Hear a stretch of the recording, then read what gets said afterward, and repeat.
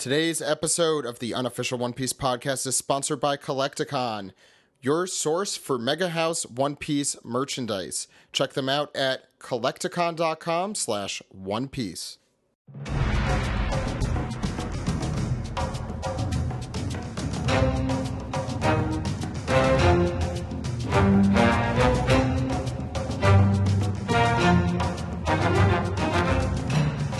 This is the Unofficial One Piece podcast, episode 312 for the week of Monday, April 7th, 2014. My name is Zach.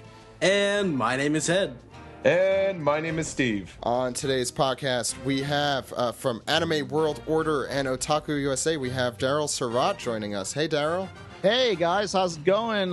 Just on the subject of that, I guess I should point out the June 2014 issue of Otaku USA is out. We've got a Hunter x Hunter on the cover. I wrote the feature story on a cartoon called Kill la Kill, pretty popular stuff, as well as some other things. So do check it out over at otakuusa.com.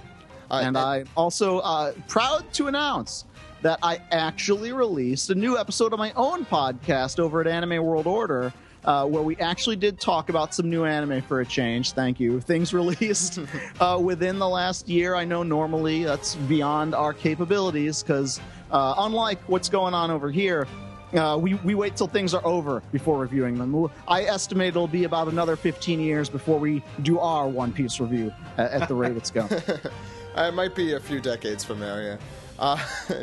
Thanks so much for coming on the show proper, though. I know we had you back when we did Anime Fans Give Back, but it'll be nice to have you on for Manga Recap this week.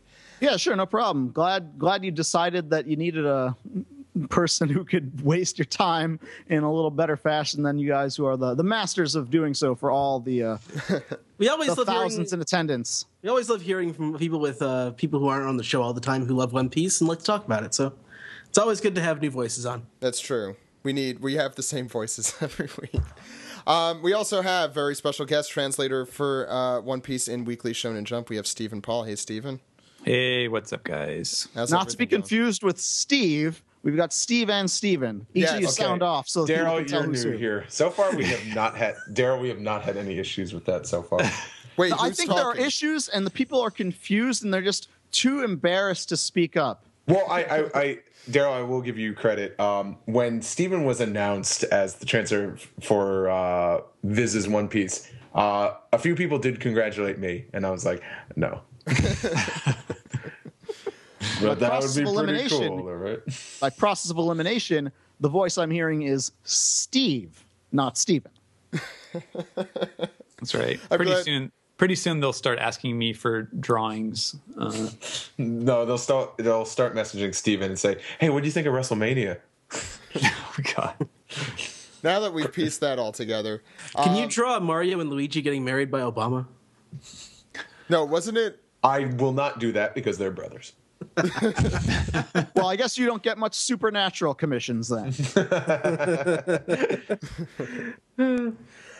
This week we got a lot. We got the big news that One Piece film Z, however we're pronouncing it now, has been licensed by Funimation. We'll be talking a little bit about that later. We also have a big supersized manga recap for chapter 743. I thought last week's was long, and I think this one's as long or a little longer. It's what happens when you have me on your show. Oh no, they're always pretty long. I hate to say that's not that out of the ordinary. And we have a triple anime recap to catch up on a lot of procrastinating. At Toonami Good Recap. episodes, though. They're really good, yeah. We're getting into the fun Coliseum stuff in Dressrosa in the anime. And they're not doing such a terrible job, or as terrible a job anymore. We also have a Toonami Recap for episode 248, getting into the Cool Water 7 stuff there. And, of course, pieced together. Anything else going on with you guys? You want to get started? I don't know, there's so much to be excited about for this episode. I say we just get it started. Okay. I say if you've never heard of me and you're hearing me for the first time thanks to this podcast, I want to hear from you. Tweet me over at DARYLSURAT. Good plug. I completely forgot to let that in. On the Twitter. Oh, that's where that is. Oh no, you hear me always like talking on these podcasts and I've lost that reference. Anyway, swig a beer for the podcasting Working man. Swig of coffee, swig of water. Swig a rum for the pirate talking podcast man. Wait, what are we doing now? I don't know. Well, we talk about One Piece. We're a podcast, and this is a Steve Austin reference. So it's like swing a mead, swing a rum.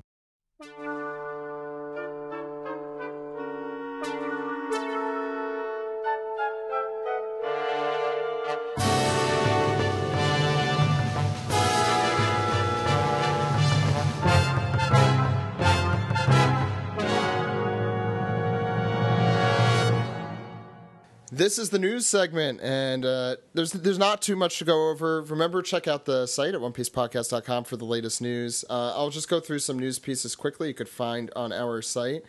The episode title for episode 640 has been announced thanks to a deal for that. It's called Adventures, the Island of Fairies Green Bit. That's expected to air next week, I think is 640. We also found out that there were some pretty funny April Fool's gags that Weekly Shonen Jump pulled, including making Weekly Shonen Jump a teen girl magazine. I don't know if you heard about that. Jump Teen and Teen Girl Squad. And they had One Piece Girl character. Squad. They had One Piece. The characters ugly all over one. it. What's her Sorry. face? Multiple Homestar references. Yeah, this one. And the Straw Hat store, the Mugiwara store website, got turned into the Usopp Mugiwara store.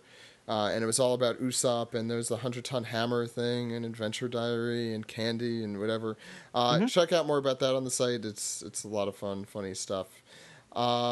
There was also, we found out that the exhibition, we've known about this, but the One Piece 10 One Piece exhibition is in Taiwan. Not only that, but the Mugiwara store is also opened in Taiwan. So they are getting all of the cool stuff. We also learned that the Jump Shop is it has its 10th anniversary. For all that news and a lot more, I'm sure by the time this episode's even released, there'll be more news. Who knows? Check out the site. But the big news this week is Funimation has announced One Piece Film Z. And this is something that has been leaked twice, I think, at this point. Yeah, Accidentally. at Otakon like a year and a half ago. At First, least. Yeah, and then the first time. Then Madman, Yeah. leaked it incorrectly because, as we learned, it's not coming out in July. It's coming out in the fall. Let's, how can I describe it as? Mad Men, how to announce something wrong. Well, they got bought out, or they're getting bought out. I mean, the company that runs them, they're not. So they around. just didn't care? I guess that's what it was. They're like, whatever. Yeah. Senioritis. Is senioritis. Anyway, this is. I love this. It's like, hey, this is how you announce an acquisition. So, what do you With guys a think pretty about? picture drawn by Oda. What do you guys think about this acquisition? Oh my! I am so. I just want this movie to be out. I want to see it. I want to have it. I want to watch it over and over again. Yeah.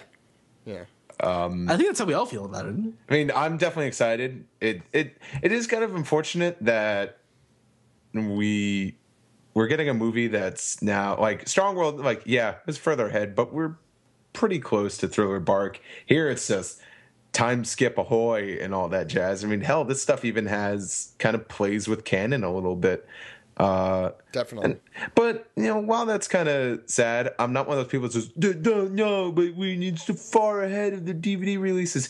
Everyone knows what's going on with One Piece. Well, for the most part. I mean, I know there are some friends, or, I do have some friends, and I have met some fans that just watch what's on Toonami. So this it is kind of a factor, but basically, if you're a big enough One Piece fan, you go to conventions, I'm pretty sure you've been spoiled what the Straw Hats look like these days. But I'm happy. This is a great movie, even though it's I call it a little inaccessible. But I think I hope the hardcore fans, which there's a lot of us, because I mean the podcast does pretty decent. I hope we all go out in droves to get it because it's a great movie. Mm-hmm. And I'm really excited to do podcast commentary of this. I hope we could do that with Josh again, because that was a lot of fun. I'd like to have a Forest Company segment. Shut the fuck up. Only after Strips by Steve returns. You cunts. Oh boy! And I say that with much love to other podcast hosts. That is not as cunty as you. Thank you, Steve. I appreciate Steve, that. for all that. No problem. No, I'm kidding. Well, the thing is, it's going to be like Strongworld. I mean, there are some characters to predict, but it's not a whole lot of new characters. But I would like to see them do what they did with Strongworld and get some non-Dallas voice actors come and voice these characters. I think having Scott McNeil and Sean Schimmel play two of the villains was awesome, and it's such a huge treat to dub fans like myself. So I would like to see Steve Bloom as Zed. Steve Bloom. I know they're on good terms with Richard Epcar. Who knows? I think both of them make it happen. Funimation. Make it happen. Make it happen. Make it happen. Josh. Probably the thing is, it probably is already happening. So it's a happening. Oh boy. So just to reiterate, it's coming out in fall 2014. We don't have a date yet, but cross your fingers that's earlier rather than later fall. Because as you know, winter 2013 turned into the very first day of spring for us in OPP Japan. But it is coming out in the US and Canada. They have rights for both. And they mention home video rights, so I assume, I think it's a safe assumption, that it's not coming out theatrically. Which is always disappointing, but not that surprising. Mm-hmm. Yep. Okay, I think that's everything for the news.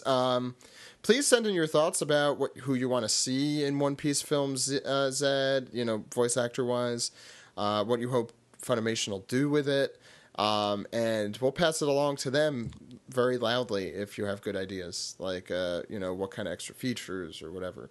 I don't think we have any say in any of that, but your opinions are always cool to hear. So, you ready to get into the next segment? Let's do it, guys. Of course. And I love you guys. I was just kidding. I really do. Don't fire me. I'm going to. No.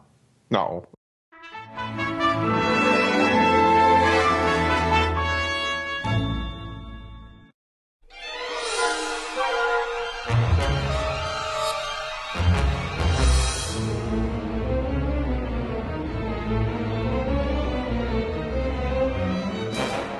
This is the manga recap for chapter 743, Dressrosa Trembles. Ed, what's going on this fascinating front page here? Well, Zach, we have Karu and Vivi playing tennis, apparently in the Alabasta Open or some such. And there's a Karu is wearing a jersey or shield of some kind that says Mahama Yuri, Wisdom King of Peacocks. It's his attack name, because you see the tennis rackets make him look like a peacock. Yeah, go ahead. Yeah, this is this obviously needs some explanation. I was just guessing on that one. Yeah, well, if you recall, the Vivi had, especially when she was as Miss Wednesday, and we actually saw her fighting a lot. She had these peacock-themed attack moves, like Peacock Slasher, where she would use her things and whip them around at people. And the kanji on his like vest thing says Kujaku Myo, and Myo is the title for that is the Wisdom King in that subtitle, and that is in Buddhism. That's sort of like a level down from a Buddha, a Bodhisattva, and so there's a bunch of them. They all have these different names, and the Chinese and Japanese, version of that is literally the Peacock Wisdom King. And so I just added the Mahama Yuri is like the guy's name in, India and in Southeast Asia. So I added that in there. Now enlighten me, Stephen. I'm new to the podcast. Hey, folks, it's Daryl Surat here. I was going to do that. Intrepid interrupter of other people's podcasts. Because, hey, the Anime World Order podcast doesn't come out nearly as often as this one does. But you were talking pretty interestingly. I actually wanted to know, is the Myo on that kanji the same as Anji from Rurouni Kenshin? Because his name was Myo no Anji, wasn't it? You know what? I don't know. I have not read Rurouni Kenshin in its entirety, so I don't recall that character. The character was a sort of disgraced Buddhist monk. Okay. Who, I guess basically he became on the side of the bad guys and became sort of a rock breaker. I think the name, like his name was like in Japanese, it's like the title was that he was a Hakai-so, and I think there was a pun there because it could mean rock breaker as well as fallen monk or something to that effect. Mm-hmm. Yeah. That sounds like it probably is the case, that it's probably the same Myo that is here. Mm-hmm. I never thought we'd talk that much about peacock tennis, but I'm often proven wrong. Ed, I guess unless there's any other thoughts on the tennis match. Mokuku from Aichi, is that anyone we should know? It's nobody reoccurring, is it? I feel like we should know all these people, or there's someone that secretly or influential somewhere, but I don't think we'll ever find that out. Probably not this week. So, well, it's not as good as Skywalker from a few weeks ago. Yeah, but anyway, back. Oh, don't get peacocky, kid. Oh my God. Back in. Thank you, Steve. The gauntlet has been thrown. Back in the underground port where all the toys are carrying the crates around, and time has stopped as the toys sort of look up and see what's going on, and the Tontadas are freaking out as Sugar passes out, foaming from the mouth. Treble's eyes bug out of his skull, and he screams her name as Robin turns back from a ragdoll into a normal... Raggedy Robin? Isn't that what we're calling? Raggedy Robin. Yeah. Back into a real woman, and she... From rags to bitches. What? Well, it's a pun. Oh. Okay. Not too many Boondocks fans in here. It's okay. Okay. But yeah, so we get another still shot of the toys carrying crates, and something is about to happen on the next page. I do like that middle panel, the in-between for Robin, where you can kind of see both. Mm-hmm. My friends were so confused at the end of last week's chapter because Sugar made the exact same expression that Usopp did, and so they weren't sure. Well, did she somehow get tricked into eating the pepper? It's like, no, the face is just so screwed up it freaks her out and knocks her out. That's an understatement. That face. It was a face-off. And it's not even like there isn't a precedent for that happening in the series. It happened to Perona. We were okay. Well, I'll tell you. Yeah, they basically made the same face. Mm-hmm. On the next page, we see the rest of the toys turn back into the pirates and whoever, Marines or whoever else they may be. There's some familiars in this panel. Yeah, Orlumbus is there. There's Orlumbus. Yeah, I forgot about Orlumbus. Christopher Orlumbus. For a second, I thought, "Oh man, that's not Brownbeard. He looks way too badass to be For a second, I thought it was Brownbeard too. I just want him to go to prison. Not this. And that is Kelly Funk in the back. Kind of drawn off model, but recognized. That might not. I don't think that is Kelly Funk. Now that I think about it. There's a Marine there. I can never remember like their changed One Piece names. I can only remember like, okay, this person is blatantly supposed to be Terry Funk and Dory Funk and Abdul the Butcher and that sort of thing. And Tiger Jeet Singh. And there was also Dory and Brogy from Little Garden. Wasn't Dory also? No, Funk. I thought he was named. You're thinking of Brogy. Brogy, right? That's what I'm thinking. And Bruiser Brody. Bruiser Brody. Oh, that's what it was. Well, then again, there was Dagama, and we just kept referring to him as Dr. Robotnik. Well, he is Dr. Robotnik. Anyway, Cavendish returns to his old form. So does Don Shin Zhao, Hyruden, and Boo or Sai. That's Sai. Damn it. And the Doflamingos. I don't even know, henchmen people are not very happy about it. Why is he wearing bunny ears? Anyway, back in the... Too late to ask those kind of questions in One Piece. Well, why are henchmen... I'm going off on a tangent that doesn't need to happen. In the pile of toys that existed, I think it was at the bottom of that chute where we originally see them all thrown, start turning back into soldiers, which we were hinted at, I believe, when they bowed when Ricky revealed himself. I guess Oda didn't want to be too grisly and have all those apparently broken toys just turn into dead bodies. Well, some of those might not be returning to life because they were dead. I mean, that's possible. Yeah, if it worked for Kyros. Yeah, we'll get to that soon. We head back toward the palace where Doflamingo is being profusely apologized to by Treble. By his transponder snail that has now turned ugly, just like Treble.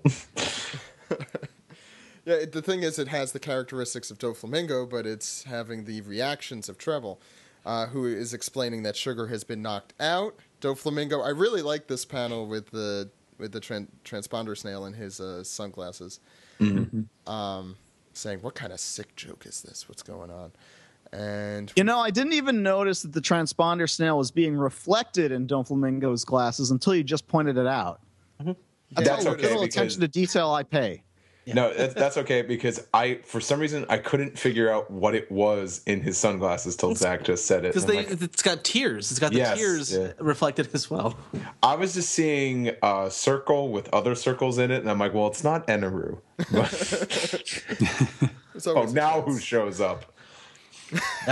No, I'm with you, Daryl. I couldn't figure out what it was, which is kind of surprising, but.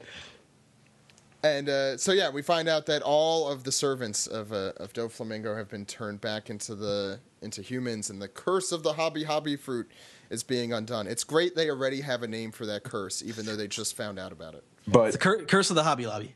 But we have to. There's so many characters in this panel. But don't go through this page too quickly because there's a bunch of things we must mention here. Steve, yeah. First of all, the first toy we ever saw in this arc, yes, is the one on the right. Right. No, this actually I think is a copy of the panel. The first one we saw of the toys with the woman, with the robot, and the stroller is an exact copy of all of those people. We had a lion, which I think is the guy doing the Thriller dance. And oh man, oh good, nice one. And we had the soldier, the soldier with the drum. That was creepy. Well, he's halfway into humanity again. I don't know what the guy on his arse. I don't know. And that's the cramp in my stuffing guy, Ed. That's what I said in the beginning. The guy. I got a cramp in my stuffing. That is the first. I believe that was the first toy we saw. Yeah, because he kind of drew attention to himself because he was running. If not, he was the first toy that spoke. And the sad thing is, his arm is still not intact. The dog bit it off. And he just starts bleeding uncontrollably. What were you going to say, Steve? What would be the now human version of I got a cramp in my stuffing? My arm's been bitten off. It seems like the more human thing to say there. And anything else in that panel? Not that I noticed. Mm-hmm. I do like the Thriller reference, though. Thank you. Right, it's not even the bark. It's true, not this time.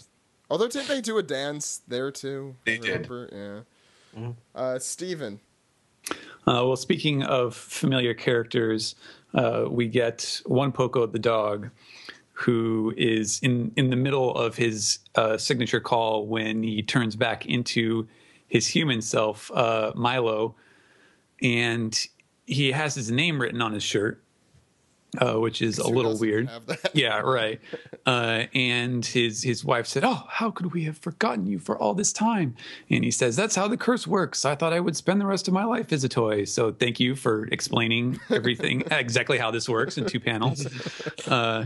And we can even see on the in the aftermath there the emotional embrace that on the back of his shirt it says "not one Poco," and this raises a couple questions or possibilities, which is that is he like a prophet? Is he a Nostradamus, where he knew that he was going to be turned into the one Poco the dog, and so he decided to put on his shirt that points it out before he got turned into him.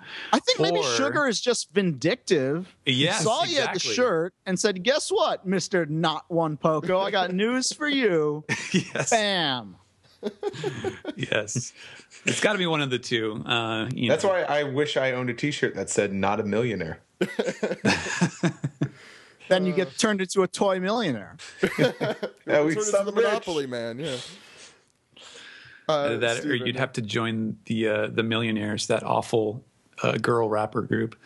It's over what my now? head there. What? I don't know what you're Anyways, talking all right. about. Well, look it up on YouTube. Do I have to? Anywho, the back in the Coliseum now, we find out that the little toy monkey with the symbols is turning into a giant gorilla. Now you have to wonder, which- what did the gorilla do to cross Don Flamingo to get Probably turned into a toy? Probably lost in the Coliseum. Probably because they have animals. in the Yeah, Coliseum. that's a good Oh yeah, explanation. they had that bowl. I was gonna say threw its poop at her.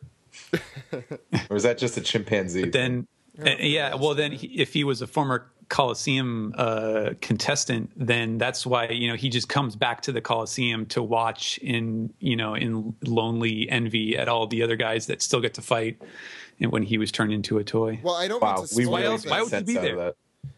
I don't mean Yeah, to that's spoil true. things later in the page, but they had wild beasts. There's an elephant, a snake, and a lion. So there's some, It's Jumanji.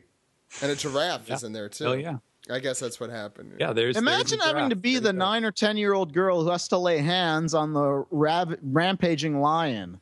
It's like, one day you just wake up, everything's safe, everything's fine. You're just playing with your favorite toy, your stuffed lion. Next thing you know, it's trying to eat you and your entire family. Yeah, next thing you know, Treble's like, "Hey, little girl, come here and touch this terrifying, poisonous cobra." Oh yeah, I kind of forgot that. that had to happen. It's like they're just like leaning Treble in. It's like, I don't want to do it. Like, come on, it'll only take us. Just Treble's probably been attacked by more animals. Or than- sugar. Oh yeah, sorry. Well, Treble deserves it too. Yeah, he does. Steven? Go. I want to know why but- the giraffe was being forced to fight in the Coliseum. Giraffes are vicious animals. I think, There's a- yeah, oh, and is there's that a the lot of giraffe giraffes. from the Coliseum? No, that's giraffe we see. That's in the port. Oh. But no, isn't there, because this is in the port. There's like 15 giraffe toys in the There's Coliseum. a lot of giraffes. I hope they're all just actual giraffes, just to start thrashing their neck everywhere. The giraffe was a threat to the Empire, who was going to blow the lid off of the secret. It had to be silenced.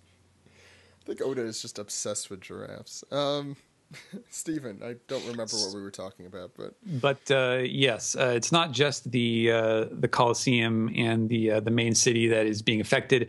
All over the place, the reports are pouring in from Sevio in the south. The toys in the port have all turned back into pirates. We see this guy's double fisting the swords here. He is ready to rock.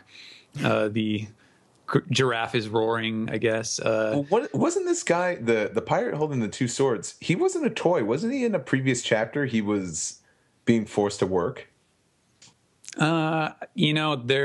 That's They sort had of a comment. established That's that sort when of you a turn into a complex toy, pirate design. He looks Your too much like weapons would Orlumbus, turn into who looks too much like that pirate that was Exactly. being put for sale at Shabandy, who looks too much like Brownbeard, and it's just the generic pirate. He's the go-to for the pirate. They're reporting from Carta in the east. Fun fact: Carta is Spanish for card. The toys there have turned into former soldiers of the king. You got government agents, marine guys, international dignitaries. This guy just seems like he's a king. I mean, certainly. what I want to know is that government agent Brock Sampson. Almost, not quite. little. But the other one, the government agent does look a lot like Brock Simpson. yeah. And- Oh, you know what? Yeah. And the dignitary does look like the Burger King. Yeah, and we even have the wild beasts on rampage here, as mentioned. The elephant, the snake, the lion. It's just chaos everywhere. And even another report from Primula, which is a family of bright and colorful flowers. So lots of little references in the names that Oda came up with. Steve. And then we cut to the Marines. We have Fujitora and Bastille. Curious if you remember who Catman is now. What was his actual name? Maynard. I don't think people would have remembered who he was, even if he was. Yeah. So you guys forgot about me because I turned into a toy. No, we just forgot about you, just in general. I mean, we didn't. We still forgot about him. Anyway. And they're getting transmissions on their transponder signals. I assume they're like, requesting backup. The pirates are running wild. Gah! Click. Zatoichi is just unfazed. I'm unsure if these are Marines contacting them or is this just like no, they're Doflamingos. Doflamingos people. Yeah. Because I don't know if this is this being like kind of broadcasted on just loudspeakers throughout the city. Well, Fujitora. No, he's right next to him. He's in the room. They had the intercepting. No, it looks like he's outside. Looked like Fujitora left the castle. Looks like because he went to go meet up with Bastille, and Bastille was outside. Frankie, the House of Toys. So I think they had one of those interception snails. Oh yeah, they might. Yeah, the black ones. Mm-hmm. And it's not shown on the page if he does. Yeah. Well, I don't think it's too important. I think the important fact is that they are hearing this going on, and Fujitora is kind of just more like just desserts. I think Fujitora is pretty smart to what's going on here. And then we cut to Frankie, zoom in on him, just the state of this man, just beaten to hell. And he's just like, probably coughing up blood. And then, yes, that's right. You guessed it. Dellinger voice. Here we go. It's like, oh no, our decade of hard work. And Kevin Meaney impersonation? Is that what you're going for there? Or the Big Cheese from Samurai Pizza Cats? Those are both kind of close. Center Square, Paul Lind. Paul Lind, probably where all those characters you just named got the inspiration for. And then we have Mock Weiss, and he's probably saying something like, somebody must have taken down sugar. And then we have... What voice did we do? I don't even remember. No, wait, you don't understand. Dusty Rose. Dusty Rose. Dusty Rose, American Dream.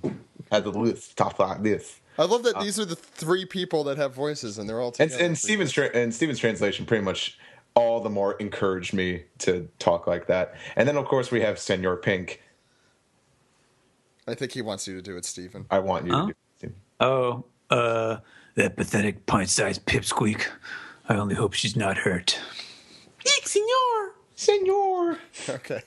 If you are indeed localizing this to have that guy sound like the American Dream, we've got to get a Mothership reference in this at some point. I want to. He's got a bicycle. There's a lady in the men's room. And then we cut to Zoro. He's like panting. He's like, "Where'd he go?" Hey, Stone Man, who, even though the hallway's warped, Pika seems to have disappeared. Maybe because he's in New Orleans accepting a Hall of Fame induction. I'll stop. But I am curious. This is only 2 panels, and we don't see Zoro for the rest of this chapter. What exactly is going on with Pika? I think Pika's probably going back to see Doflamingo. I assume everyone's is going to be summoned back or something. I don't know. And if Pika and Zoro are just going to continue to fight, I don't understand the point of cutting to that. But I'm guessing Pika's kind of got some. I think Pika reacted to what's going on here. And he must know he is the wall. That's the wall, brother. The walls have eyes. Oh my God. And Robin, who is not Raggedy Robin, she's regular Robin. She says, "Hang in there, Usopp. Thank you. You turned me back into a human." And we get the army of Tonta's like, of course, Usoland, you did it. Operation SOP is a success. And Sugar is... There's a fine line between cute dwarf and racist Asian caricature. Well, I always thought it was Homestar Runner. Yeah, that's always how I see it. Only if we start replacing L's and R's. That's when it gets to it. But no, it's as W's, though. W's. R to W is okay. W's are innocent. W's are children. Our blockade is perfect. We go. See, you got it. 2 fighters against a Star Destroyer. So yeah, Sugar's passed out, and all the toys have turned back into former selves, and we get the shot of a lot of the Coliseum competitors running havoc in the well, not the port, the underground port, and we could see the Funk Brothers tag teaming it on a guy as the younger brother holds as Kelly just beats the ever loving hell out of him. I did not notice that. You didn't notice that? Oh yeah. I think Wow, that was like coming from you. because at first I saw the the big Funk brother. I'm like, oh, what's he doing? And I kind of followed his arms, and then I just saw Kelly just unleashing hell. I almost saw him like, please don't tell me he's putting Kelly on as a jacket. The jacket fruit. I don't need to see that again. I want to see it forever. Okay. Too much. And it's like, you got beaten to a pulp just for us. Hick, I guess, because they can't crying, control yeah. They're crying, and yeah. We'll build a statue. There's no doubt about it. We're still hoping it's the statue of Usopp's creepy face that we saw at the end of last chapter. Yeah, it would just be like a big effigy to that, like, freaked out, like, scarier than Attack on Titan face. It's nightmare fuel. What's wrong, Aaron? They dumped his body into the molten light. I think this is Daryl, yeah. Yeah, so since I'm not so used to doing the manga recaps, I've gone with the simplest of the setups. The giant 2-page dramatic spread. The Tontatas, weeping, have exclaimed to Usopp his beaten, broken, virtually lifeless body. You're already talking like a Tontata, Daryl. You just said exclaimed. Exclaimed it. You are a hero. But like in only a few panels, like here's how Oda makes it like clear. Like Usopp he's still holding on, like to the very end, because he like extends out his hand and gives like the thumbs up. He's like, just as I planned. All according to Keikaku. Yes. I knew that was coming. Note, Keikaku means plan. And of course, the Tontatas are so gullible. So like, really, that's so cool. And he's like, Usopp's given like his inspirational speech to him that they're buying into entirely, and Don Flamingo is just like got his head buried. Usopp is just thinking, never again. Never. No, he's thinking, I pulled it off. You can see like 3 different They bought veins on it. Doflamingo's face. Oh yeah, he's like totally like Souther Fist of the North Star after having his pressure points struck, as far as like veins bulging out in his forehead that is his empire's crumbling around him, because there's no end to the emergency reports, and then there's just a big 2-page splash panel to state that Dressrosa is in a total panic, and then it just shows like all the general consternation of all the toys who've been turned back into humans, who are now quite ready for revenge, because they are, still holding that grudge after all the years of being forced into indentured servitude. And so now the word about what Don Flamingo has done is getting around everywhere, and people are like, alert the government and don't be fooled, this guy's a devil. And my favorite one is the exclamation from some random person saying, eek, that fluffy doll turned into a gross man. So it's like, because all the other toys in ways I've never been touched before. all the other toys were like trying to hang out with people from their former lives. This person had a toy who was just hanging out with them to check him out for a long time. Total stranger. There was no, this person, and now I recognize who you are. Eek! My toy turned back. My toy turned into my gross ex-husband. man. It's like, it turned into my ex-husband. Damn it! Where is our speech bubble? Just someone yelling, "Boo this man!" Not just yet. I think this panel, at least the part with Usopp, like really shows, we were talking about it at the end of last week, just how much pain he goes through in this series. Like people, we were talking about how scared he was and whether or not we should give him consternation as to why he was so scared. Because he knows that he's going to get the beating of a lifetime. And if this is not the beating of a lifetime, I don't know what is. I mean, you thought Trafalgar Law had it bad. No, this guy is like totally wrecked. Well, we've all learned getting shot means like nothing. So that's not. Someone was obviously getting the point across that if Usopp wins, we riot.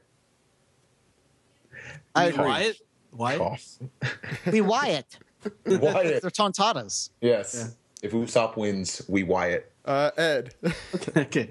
Back up in the palace where with Luffy and Violet, Luffy notices that the soldier has disappeared as Violet remarks that the Tontata's plan has worked.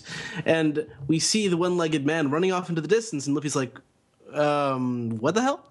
And Violet Who the hell's that guy? Yeah. Violet rolls a tear and says it's Brother Kyros, who she has just regained all memories of. And Luffy still doesn't get it. He's wondering where the soldier is still. But I love that little speech. It has the opposite effect. Like the curse has had the opposite effect on Luffy. Luffy is forgotten about. No, I like it. The soldier is just waving. Yeah, it's like, where's the soldier? Here I am.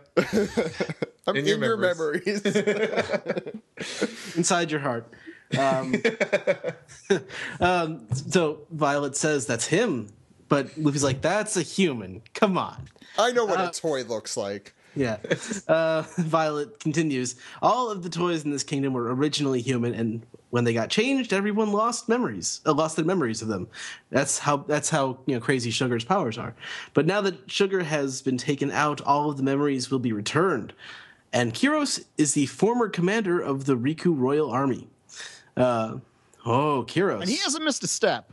No. From, like the last time, like when the second he got turned into a toy to now, right back where he started. The only difference is he's not bleeding profusely out of his leg. Which No, answers right. the question from that previous page about, would that guy have been just, hemorrhaging horribly?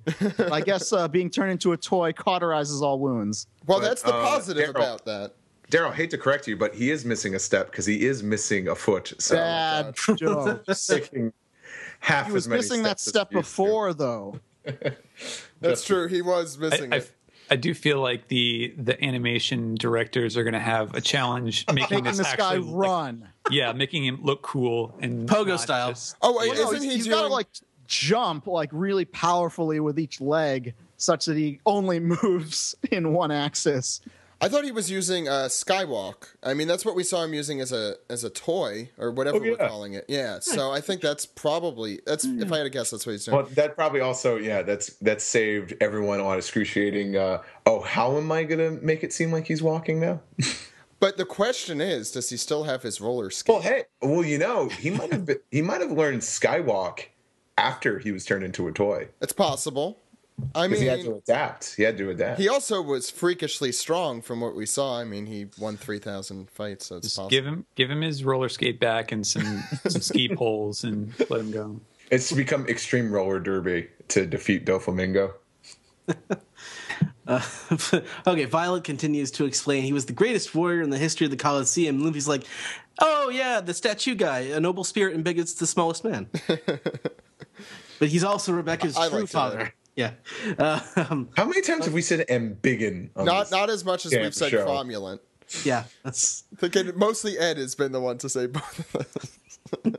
Cromulent happens a lot in the Piece Together. But Luffy's like, Rebecca didn't know who he was, though. But she continued. Violet's just the exposition. Yeah, she's just recapping for all the good kids who maybe haven't been caught up on the last several chapters. You've got to have that recap dialogue to catch you up to speed so that you know what's going on. Yeah. If only Naruto would have the same courtesy. Yeah, I have no idea what's going on in that. And to get the little emotional moment with Violet sort of breaking down and the flashback of the soldier and Rebecca in the snow is very sweet. But it's all just recapping what happened in his flashback. Daryl, pick it up again. So, of course, the king has to now put the two and two together as well and says, why couldn't I remember him? Because I guess for whatever reason, some people just know the exact details of how Sugar's powers work inside and out, and some people have no idea. I would figure, much like in if you were, say, like a Lelouch, you would just be the smart person, just never tell anyone that you have this power, how it works. But that's not how villains in One Piece operate. So meanwhile, back in Caesar Clown, that's exactly how he operated. that is Let me tell you in detail everything about me. Sit down. pull up a chair. This will be a while. Have some candy. So meanwhile, back in the Colosseum, because, of course, all this was going on concurrently with the tournament fighting arc. As everyone is turning back into humans, they're realizing, hey, wait a second. This is no time for a Coliseum match, because suddenly the audience is in an uproar. They're realizing what's going on because their memories are flooding back to them, that their loved ones had been turned into toys and now they're back. And so Don Flamingo is monitoring that with some concern, because that's his, his jewel of his empire, as it were. And so he's a little preoccupied. He doesn't quite notice the one-legged man in the ass-kicking contest who is closing significant ground in the distance between himself and Don Flamingo. And so Kyros is able to, get some strides in. The king remembers, clear as day in the span of, we're talking about 3 panels here. Now I can remember you clear as day. Is that you, Kyros? And he's like, yes, it is. Sorry to have kept you waiting for 10 long years. And he makes like a leap with his one good leg. Now, hold on. Wait, the momentum. I know. I'm totally ruining the momentum here. But maybe it's a good time as ever to mention this. Steven, is this exactly how the panel was drawn the first time Kyros took a swing at Doflamingo? I believe it is. It's really close. It's really close. Oda does not cut and paste. He always redraws them, but unlike other people also. This is the same pose. Yes. Which I think is awesome. It's it's totally like 10 years passed, but I'm right here to pick right up where I left off. Before I was turned into a toy.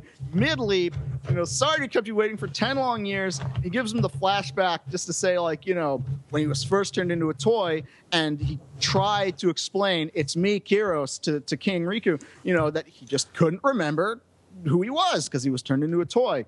And then Don Flamingo turns his head and says, hey, wait, you're the guy who... Then the next panel, the streak is broken. The 21-volume streak that nobody expected to happen mid-chapter is wiped away in an instant because Kyros decapitates Don Flamingo. Yeah, I'd say his head from his body before he has the chance to react or fight back or throw out any attacks or anything. Kyros just screams, "I've come to save you." Boom! The head's off. Giant sound effect per slice. It's definitely like a clean cut. There's no ambiguity here. Don Flamingo will never be the head of a major corporation. I mean, it was not a good time to lose his head. I definitely was going to say, Don Flamingo definitely turned his head, all right. Okay, wait. Maybe this is the... Wait, before we do this. Squash match. I was not expecting a squash match. Before we do this, we've been discussing, I think it's time that we have a pun-off and really determine, like, who is the best pun maker here. All right. Because... I forfeit already, but okay. You've already made 2. Daryl, you did something already? I couldn't help but notice that Doflamingo couldn't even finish his thought before he got cut off. It wasn't a good time to lose one's head. He does not have a good head on his shoulders because it's not on there. Quoting Austin Powers. Well, if we want to get that out of the way, it's a shame he wasn't more headstrong. So what do we? How can I say this? Doflamingo should have quit while he was ahead. Yes. There you go. There you go. Now, I happen to know from watching a very compelling documentary made by Jackie Chan about his father, who was turns out was a spy in China, that when a head is decapitated, the neck muscles actually retract back into the rest of the body, so your neck sticking out. That may not be a factor here because of the way Kyros has severed Doflamingo's head at the base rather than at the... Okay, now I want to picture. Now I want to hear Jackie Chan in English telling me that story. It's actually a foreign language documentary. Because if it's anything like Jackie Chan Adventures, at the last 2 minutes when he just answers a fan question, it would be the funniest yet darkest thing. It's a great documentary. It is on Netflix, but it is like a really harrowing tale because they've got all that old time footage that you'd never see in an American documentary of all the crazy executions by the Japanese army and all that stuff. But yeah, definitely cool stuff. What I want to know is how in the world, now that the streak has been broken, how is this guy coming back from this? Because is this really the end of Doflamingo? It can't be, right? But I don't know. Daryl, I don't understand. He's got string powers. Yeah, Daryl Does indeed have string powers, but is this going to be a kill It's not like Logia, thing? though. It's not Logia. Daryl, I don't understand either. I mean, Doflamingo had his head cut off, no strings attached. Exactly. NSA.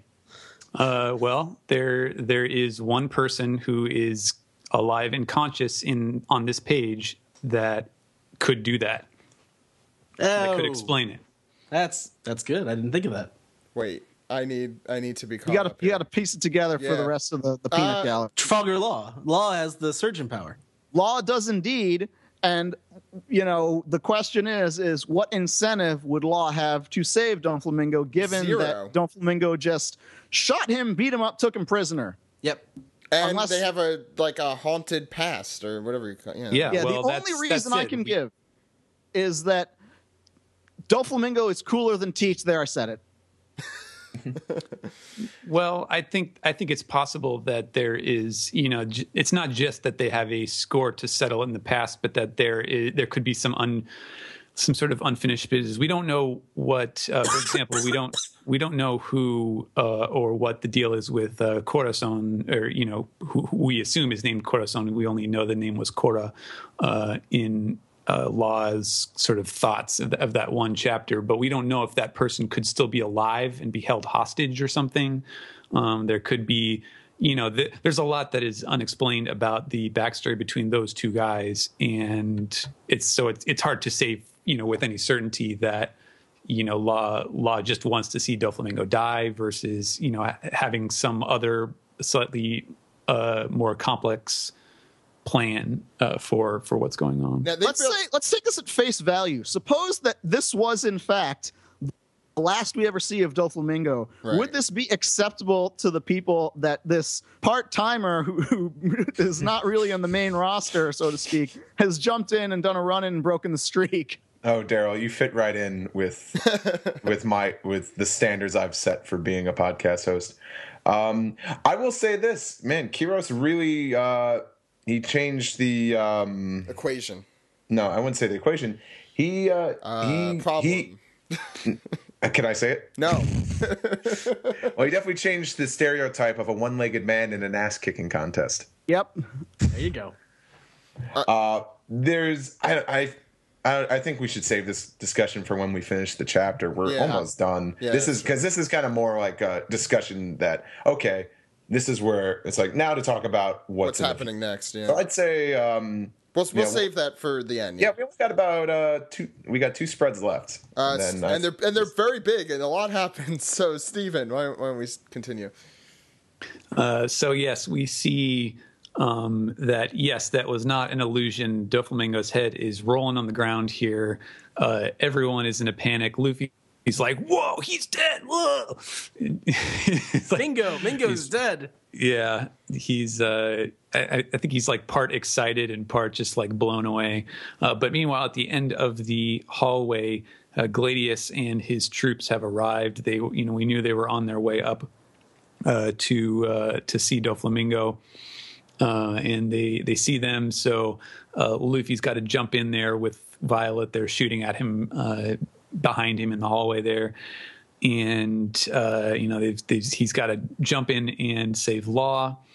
And Kiros makes his big declaration. He's come to bring back the true Dressrosa, and that is the end of that.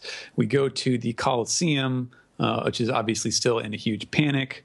And Diamante is, without the weight of responsibilities, he's like cussing Trouble out. He's like, "Man, what's that idiot doing? Like, can't he do his job right?" And his face is like, bleh. Yeah, all Steven Tyler-esque. Yeah, he's got the smirk going. Yeah. And Bartolomeo is sort of hot bothered over Rebecca crying. He's like, "I'm not a babysitter. I don't want to do this." And she's like, no, I'm crying because she just remembered she has a father, and she didn't realize that. She didn't remember that until just now, and that's obviously taking Bartolomeo by surprise. Like, what? But yes, and meanwhile, someone else in the Colosseum has kind of put things together. He says, so that was the trick behind this country. Rebecca, he knows her name. There is a core at the heart of everything, and he's tapping on the ground. And this, of course, is Lucy, Mr. Cravat. And Bartolomeo is like, well, what are you talking about? He's just totally out of the loop here. And he says, Mr. Cravat says, first of all, He calls him sir. Yes. Well, Did they explicitly say that he was, in fact, Mr. Cravat? no, not yet. Not yet. But, should we go back to... The clock is ticking, I'm sure, on his eventual, introduction. Yeah. Mm-hmm. His proper introduction, his Oda introduction with the box. But yes, he's tapping on the floor here. It's almost like he's trying to find like the weak point in the stone. He says there's a core. Everything has a core, even this ring. And he starts to use a move: Dragon Claw Fist, Dragon Breath. And then the Good sound effect there, Ed. yeah, the stage explodes. I didn't know this was Inception. How many times has this entire Colosseum been wrecked? At least once. They had the King Punch. A lot. Yeah.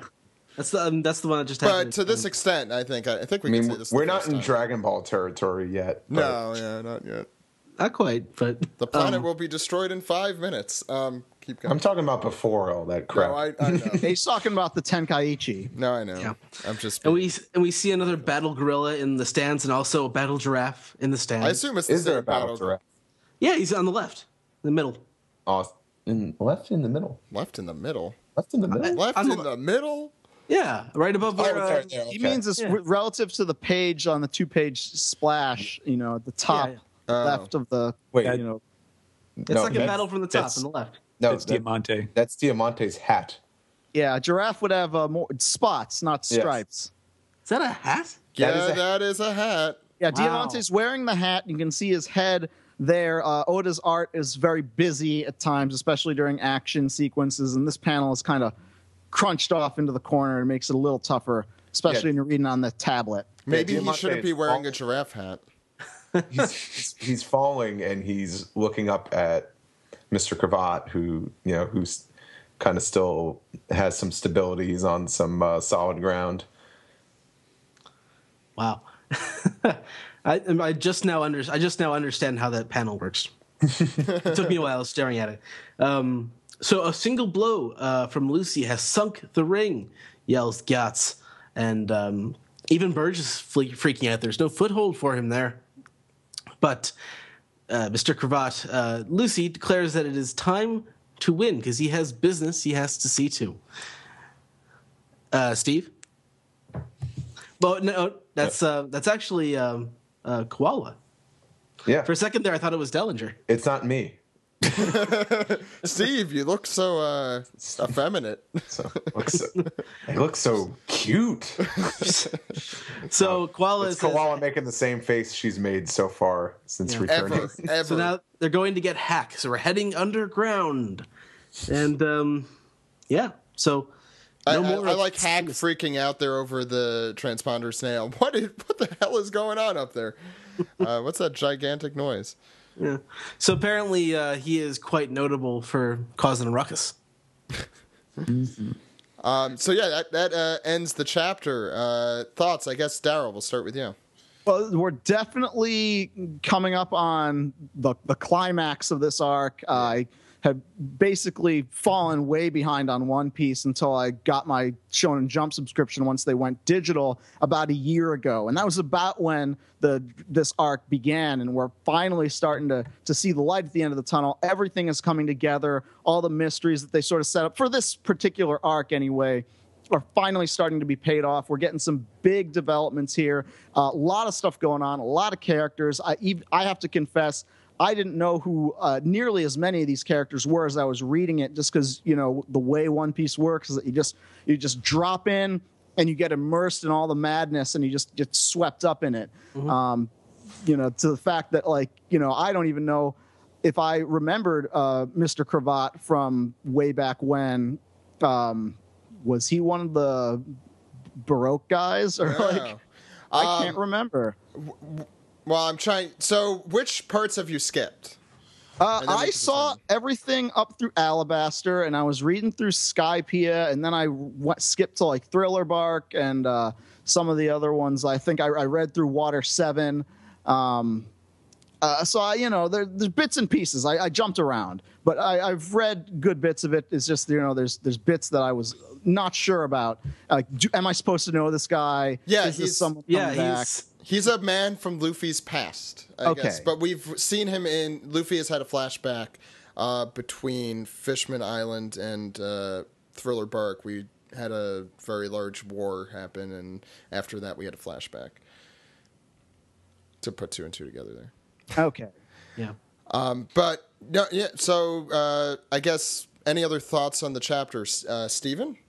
Oh, you can't really say much, can you? Well, I guess say your thoughts on this chapter. Yeah. Man, yeah. When I saw that, you know, the big scene that everyone I'm sure has been talking about, I was just amazed, and it's one of those things where, like, the head says no, but the heart says yes. Like, I just wanted it to be. I really want it to be true. Yeah. That Oda would be ballsy enough to not only to have someone get killed in a manner, especially in a manner like this, you know, a villain, but to have it not be, you know, from Luffy, or, you know, and have him not be defeated by Luffy, I should say. Not that I think Luffy would ever murder someone in this story, but you know, it's one of those things that is kind of, from a storytelling perspective, it's kind of a weakness of One Piece, which is that, you know, it hews very closely to the sort of genre expectations, as far as, like, you know, there's the big bad guy, and then here's the hero, and Luffy always has to beat the villain. And even though he has this incredibly huge cast, and, you know, many of them are interesting characters who are not necessarily aligned with one thing or the other, when it really gets down to, like, matching blows, you know, trading fists, that it always comes down to Luffy versus the bad guy, and Luffy is going to win. And you don't see much unpredictability as far as, like, other people having the agency to have, you know, force these sweeping changes in the story. And so that's, like, the glimmer of hope that I got about that was really exciting. Just thinking about the possibility of, because, you know, if anyone in this arc was worthy of getting to kill Doflamingo, it kind of seems like it should be Kuros, given all that we've seen of his past. So yeah, that was it was really exciting. I loved, you know, the scene at the end where Lucy just absolutely destroys the Colosseum. You know, it just seems like everything is just, you know, for as crazy as this chapter was, and for as much as we were saying everything was going to go crazy at the end of last chapter, it kind of seems like the same is true of this one. Just like, you know, what could possibly happen next week.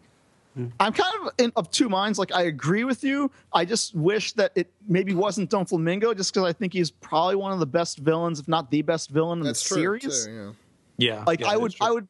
Again, because I had to get that crack in. It's like I wouldn't have blinked an eye if it was Blackbeard, but the thing is, Blackbeard's too powerful to go out that way. I don't want, you know, at some point there's got to be a final boss of One Piece, and I've had this argument with many of my friends. I kind of think that, you know, they still got Dragon in the corner. They haven't explained much about him and what his power is, and he's planning something. Could he be the last guy? And a lot of my friends are like, no, it's got to be Blackbeard. And I'm like, but Blackbeard looks like such a scrub.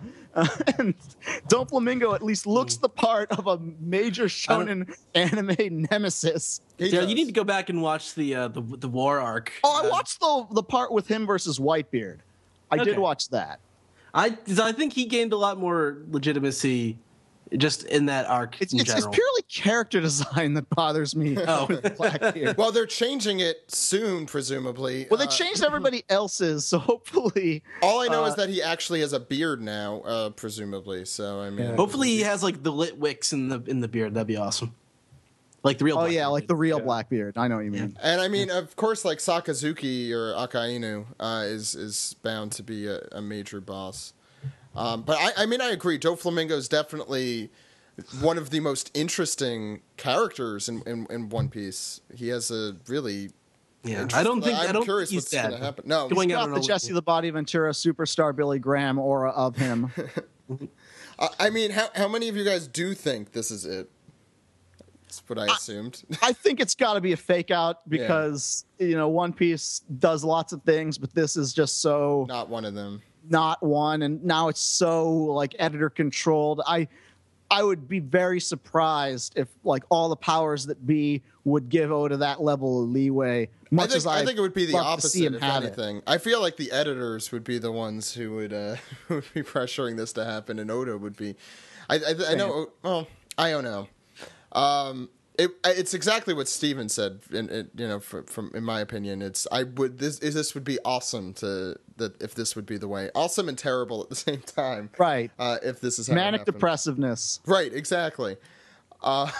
But That's why I said it was the streak is broken. I know. It's manic depressiveness. So But unexpected. It is cool to see his head cut off and roll on the floor. I think regardless of what. Oh yeah, I mean happens it's the next. violence level. It's way higher than you typically see in One Piece. Usually nobody ever really dies unless it's a flashback, and unless it's Whitebeard.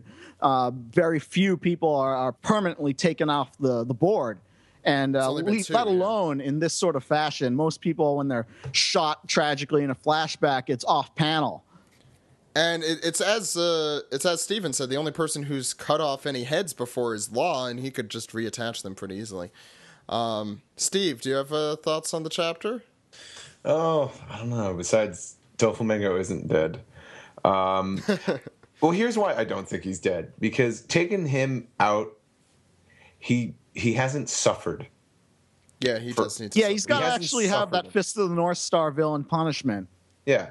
He's such a bastard. I think the whole point of this operation was for him to lose, Not the just Smile a fight, Factory. but lose everything. Yeah, lose the Smile Factory. And even if Law wasn't successful in killing Doflamingo, it's more than likely that Kaido would have killed him.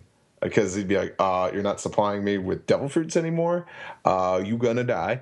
And also, because Doflamingo is cocky, and he takes comfort in the fact that he's of royalty and he's a warlord, so he's untouchable. I got diplomatic immunity. Diplomatic immunity. It's just been revoked. I'd love to see this arc end that way. But it just, for him to just die instantly like that, it's not satisfying. Mm. I feel like It might be Nobody satisfying. buys that as the finish, is what you're saying. no. It's only satisfying in the completely not possible event that is the case. It's just such a undignified end. It's like to just be decapitated like that, and that's because it. then for them to destroy the Smile Factory and all Yeah, that, that's it just true. seems It's not seems the like a motivation. chore now. Like, Right. okay, we got to make sure we get this done before our closing shift. Yeah. No, I know let's, it's not going to happen, but Let's lighten things up and talk about the Tontadas a little bit and some toys. Because that was the sort of emotional place this arc was this chapter was going before all of a sudden head go bye-bye. The Tontadas expressing their like pure gratitude towards Usopp, and Usopp being like his classic self. He totally planned all that, and they're totally going to build a statue in his honor. That's that's the sort of thing we come to expect from both the Tontadas and Usopp at this point. And just watching the anger build on Doflamingo's face gradually as all the reports came in, and you had all the humorous situations with people turning back into their regular selves, and the battle animals and things like that, and everyone freaking out about this is no time to have a coliseum. Everyone's just gotten their memories back, and then Mr. Cravat goes and destroys the stage. So there was a lot of buildup in this arc, and I think the cutting off of the head was just sort of, it sucked the air out of it. It was very effective.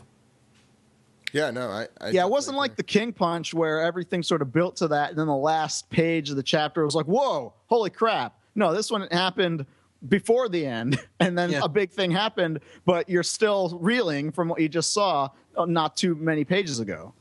Well, it built upon like just the craziness just continued to compile at the end. But yeah, my mind was definitely, as nice as the last panel was, my mind was definitely on the head rolling on the ground. So I guess predictions for next week, anyone? Doflamingo is not dead. Besides that. Chaos. Besides that, we're already in the chaos. More chaos. I predict. I think Rebecca's got to throw down with Diamante and drop this dude once and for all. Mm-hmm. That's got to happen now that she remembers everything and he's made the admission that he's the one who did her mother in. Like we gotta get back to that now. Some retribution. Even though the ring is no more, they'll probably have to pick themselves up first. Yeah, I think Mr. Cravat's going to take the fruit next week. He's just going to take it. I hope to see. You don't think Luffy's going to end up with that at the end of the day? No, I think again with the gap. If you ever get a chance, I would definitely recommend like marathoning through volume 60. Because I think it's Mr. Cravat has to be the one to take it. I mean, Luffy really has nothing to use it for. Yeah, his only purpose was in keeping other people, people that he didn't want to have it. But it's not like he was going to eat it himself, obviously. Yeah. Okay. Any other thoughts? Or are we good? It was a good discussion. I think it was a good discussion. So we'll see Doflamingo with his head back on his body again, probably next week.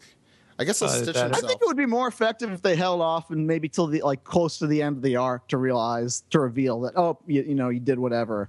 Like if in the midst of the chaos, Law and Doflamingo are both gone, and then some point near the end during the wrap up, they kind of cut away to show that he saved him. If they're going to go that route, even I think next week to undo it that quick would kind of cheapen it. Yeah, I'm just curious how it's going to happen. It's because he's not a Logia. It's just very hard to figure out how that's going to come back together again. Anyway, I think Law has something that he wants to make him pay for. It makes sense in that situation. I think it will happen. I just nobody's allowed to kill you but me kind of showing an antagonist. Well, he seems to have a very specific grievance about what happened to him 10 years ago? Right. I think so. I think he wants to resolve that first. I agree. Although he tried fighting him twice and it didn't work either time. Okay, so after this hour discussion, I've completely lost my voice. So why don't we get into the next segment? All right.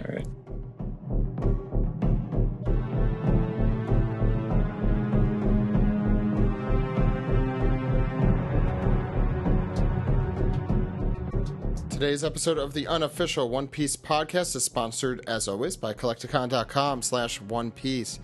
Check out Mega House One Piece merchandise and a lot of POPs. There's some cool ones on sale.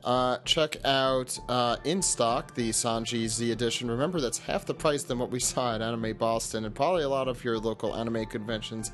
So I suggest you go try. If you want to get it cheap, pick it up there. It's a really cool figure.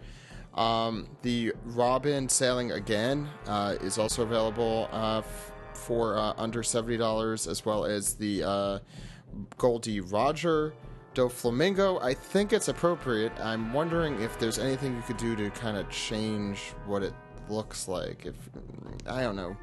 I'm sure you could figure something out. That's in stock, as well as Kuzan and a lot of other cool ones.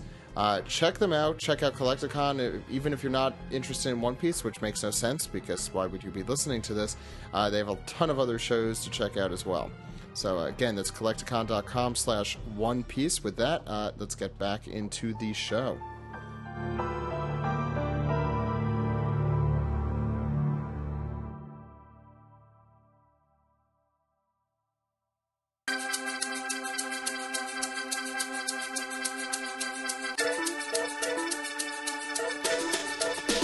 This is the Toonami Recap for episode 248, Frankie's Past, the day the sea train first ran. And with me for this Toonami Recap, we have Steve, of course. Hi, Steve. Hello. And we have Jose Argumedo from the Toonami Faithful podcast. You should probably know him by now. Hey, Jose. Hi, everybody. Am I here to talk about OPP Japan? Because that's all I know about. If you want to talk about it, you can. Oh, I have nothing to say about it. I was going to say, I think we're probably in the same place, and that's waiting to hear back from people. So why don't we first go through the ratings for last week. One Piece has been doing very, very well for the week of March 22nd, I think was the last one that we got. March 29th, actually. March 29th. I clicked your ratings thing, and it didn't take me right to March 29th. No, because it's because we had a lot of posts this week on our site. We're really sorry about that. There was some Dragon Ball joke that some dick played. What? Yeah, wasn't funny. No, it never is. Anyways, except all the time. Go ahead. So One Piece came in at 1 a.m. at 968,000. And do you want to hear last year's as well? Yeah. Because we whooped Thundercats' ass. Yeah, take that, Paul, who's not listening. 700. Yeah, go to hell, Paul. Who never listens. No, that's really good news. One Piece has been doing really well. Knock on wood there, but we had 2 million weeks prior to this, and it's almost 1 million this week. Toonami's been doing well. I think that's and One Piece. Yeah, Toonami's been doing well, but we can obviously tell that some kids are starting to go back to school. Spring break's over. Kids, come on. Television. Right? Yeah. Stay out on Saturday nights, for God's sakes. I mean, stay in. Well, you could go out. I was about to say, I'm like, You could go out, but just be back by 11:30. Just be back by 11:30. Oh, yeah, because you gotta watch reruns of Space Dandy. Hells yeah, those are important. Seriously, watch those. I actually watched it. It was a lot of fun. Yeah. I'm starting to realize now that I think your social life is just us. No. We also have trending news. Jose, do you want to do that, or you want me to? Since you're probably on the page, okay. I'll let you do it. I'll go ahead. One Piece trended at number 3 in the U.S. Frankie trended at number 7, which is very convenient. We'll talk about it a little bit later, but we had both Frankies tweeting, live tweeting this episode of One Piece. One Piece was also number 5 on the mobile app trends, and those all come from Anime Savior at Toonami Faithful. So I guess we should talk about the episodes, and as usual, Steve and I were actually together this week, so I think our notes are all in tweet form again, so we're going to have to decipher what we were trying to say. That's how all of my notes are. Well, unfortunately, I can't live tweet One Piece anime episodes, so I have regular notes for those. It's always weird to take notes for this podcast since we basically have no idea what we're doing.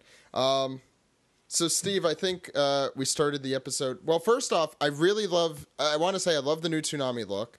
I think I described it as iOS 7 for Toonami. It was this very clean, minimalistic look.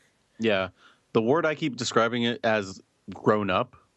I feel like this is like the first real look for Toonami that says we're on Adult Swim now. Not to throw the previous looks under the bus, but I really like this look, and I think it's probably the most mature out of all the looks. My opinion is about the same as last year's look. Okay. I mean, I don't love it, but I don't hate it.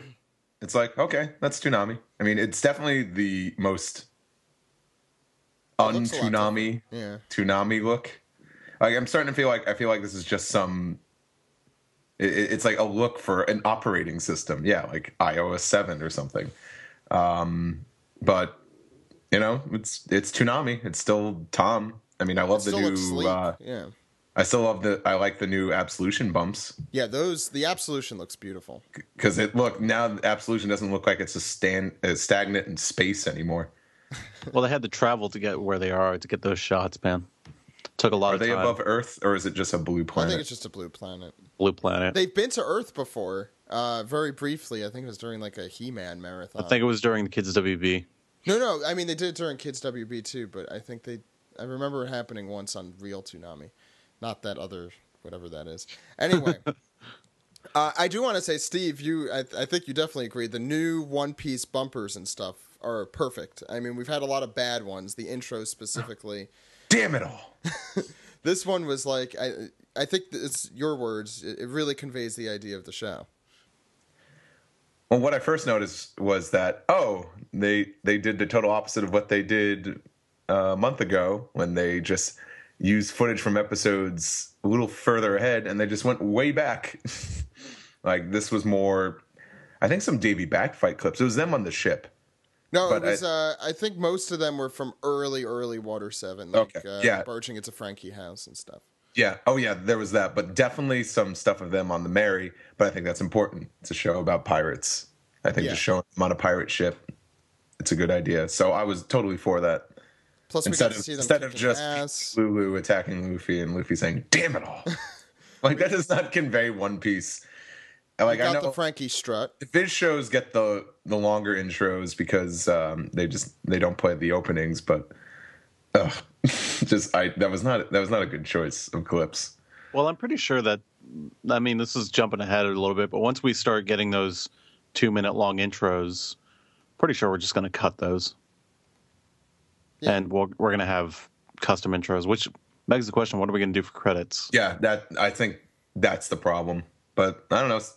Shows have aired without credits. Like, for Bebop, they just stopped playing Real Folk Blues altogether. Bebop, Ghost in the Shell, but those shows are years old. That includes Big O. All these shows that are years old, yes, you can go ahead and do that. But like, I think with the newer shows, you don't want to do that because people want to know who the hell worked on those. Good point. Should we just get into this episode now? Yeah, let's get into the episode. Yeah, we probably should do that. Since that's what we're here to do. So first, Bluno and Frankie have a little bit. Bluno from the bar, for those confused. What? Everyone from CP9, but mainly Bluno. Mainly Bluno. So, of course, when attention is drawn to Bluno, we immediately have to go back to the Bluno joke. Because it's not tired and old, Steve. It's not. It's not. Never. There's something else that's never tired and old, and I tweeted about it later that night, and I will read that tweet again because I just remembered that happened in real life, and it was funny, but we'll get to that. I have no idea what you're referring to. Anyway, we'll refer to it later because we should refer to some One Piece. He's referring to "Are You a Cop?" That never gets tired and old. That's true, even though no one knows what we're referring to. Anyway, we find out, we go into the backstory, which for Frankie's backstory, which is a really good one. They're all my favorites. Like, it's hard to say like what my favorite child is here, but we also have the introduction of a voice actor for Frankie, Steve. For Kid Frankie, and that's Frankie. That's for our good friend Terry Doty. That's funny. I feel like I feel like I've never introduced her properly on this show. I've been like, someone we know, Terry Doty. She is certainly someone we know, and it was really cool to see these episodes. I haven't seen these episodes yet because I was taking the bar when these DVDs came out, so I'm way behind. Luna from the bar? Well, you weren't taking the bar. You were finishing up school, so don't lie. When these DVDs came out? Yes.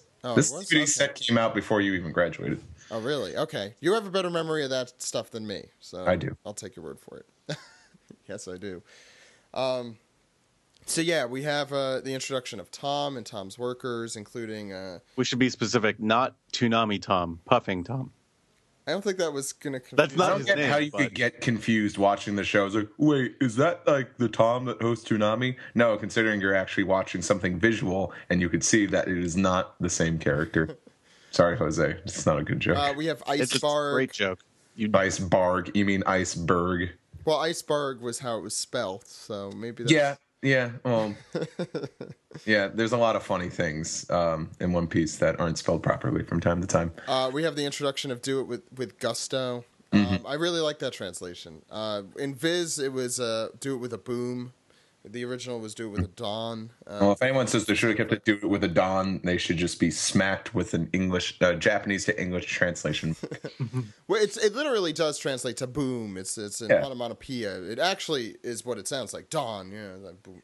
And I think like the reason why I do it with like a boom kind of worked in the manga because that was often like a sound effect, boom or doom. Constantly in the manga, I think that sound effect is the most prolific. So without like this isn't JoJo's Bizarre Adventure. Without those sound effects in the actual anime, you kind of need to transition that a little bit better. And I think Gusto and like You hear that, like, oh, do it with gusto. You know exactly what he's talking about. And it kind of gives it a little flair of the not foreign, but it gives him it gives a certain character to it, because people don't go around saying that much, but everyone knows what it means. Mm-hmm. So I like it. It fits both of those criteria. I also noted that Kokoro is much creepier looking skinny. I think that does need to be said. And sober. And sober, she is. And sober. she does sound different. Yes, Julie Erickson does sound completely different when she's playing younger Kokoro, because she sounds a does lot happier. Well, she sounds sober. I love Tom's character in general. I don't know how often. Next week we'll probably talk about it a little bit more, but I think who voiced him? Do you know that? Tom? Yes, sorry to put you on the spot. No, I don't. I don't know the name of this guy. He was Igaram before, but his name escapes me at the moment. Then we had a commercial break as we go kind of, the backstory. And Steve is very happy. I got his VA here. It's Rob Mungle. Rob Mungle, yeah. Steve is very happy about the Frankie strut, and we head back into. Oh yeah, because that was the I literally like yelled out like nice. Great, because like the little thing, it's the still images like, oh, coming up, followed by this, but now back to One Piece, and it cut to just Frankie doing the walk, and I was just like, yeah, because the still image was Frankie, and for it to just cut Frankie doing his strut, it was cool. You don't get strut images a lot in a lot of these series.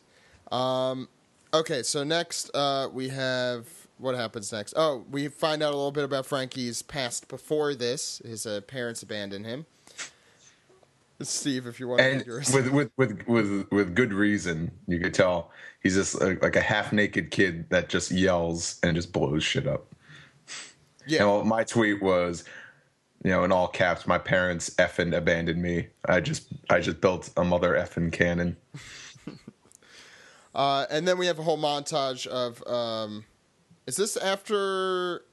Well, I think we're totally. No, you're skipping the whole court case. Yeah. We're totally skipping over the fact that Tom was sentenced to death. He was sentenced. Yeah. That's kind of important. I was probably watching a lot, and that's why I didn't tweet in that portion. In all seriousness, Steve, do you want to talk a little bit about what happened? No. Okay, Jose. Well, basically, he was the not the captain, but the shipbuilder of Captain Rogers' ship. So, because he was tangentially involved in piracy, he is he is brought to court by the Marines and put to death, and he ends up bargaining that he could build a sea train that will boom the economy for Water 7 and boom the economy in multiple places, because it'll be very easy to transport stuff. And it'll have he describes it, and he says, I can get it done in 10 years. And the court says, okay.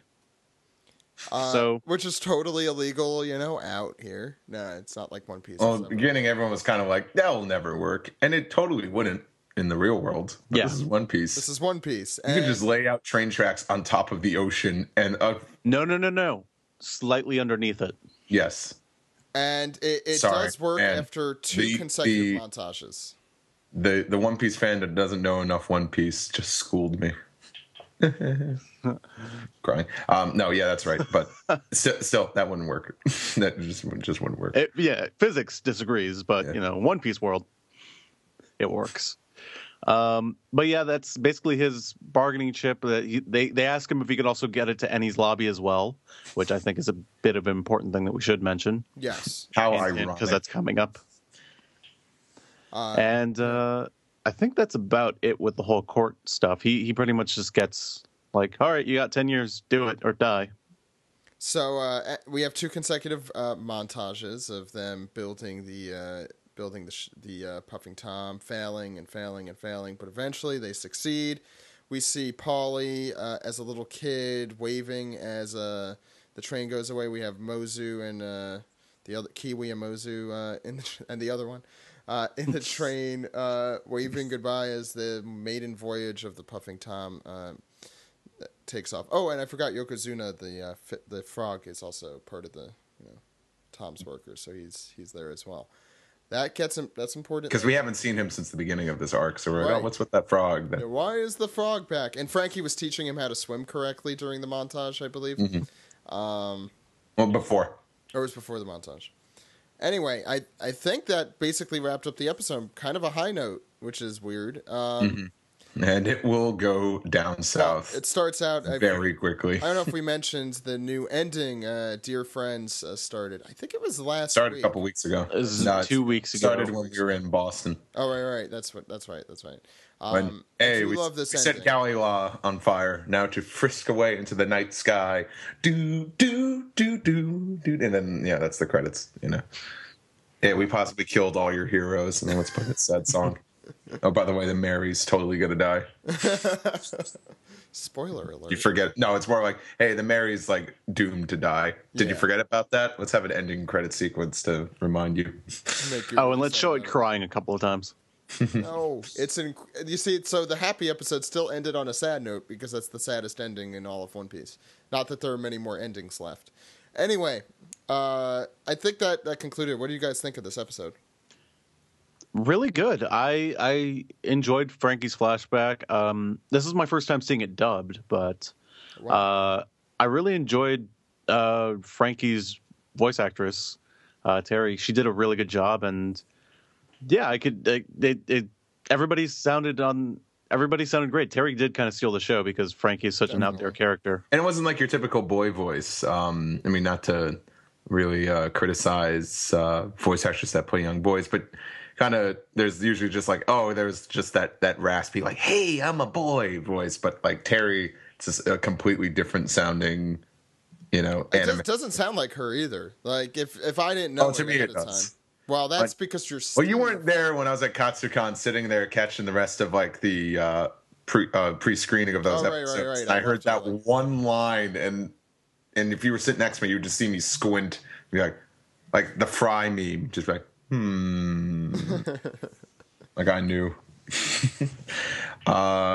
Anyway, I think we conclude this flashback next week. No, it's two more. No, Two more episodes. I forget. I'm sorry.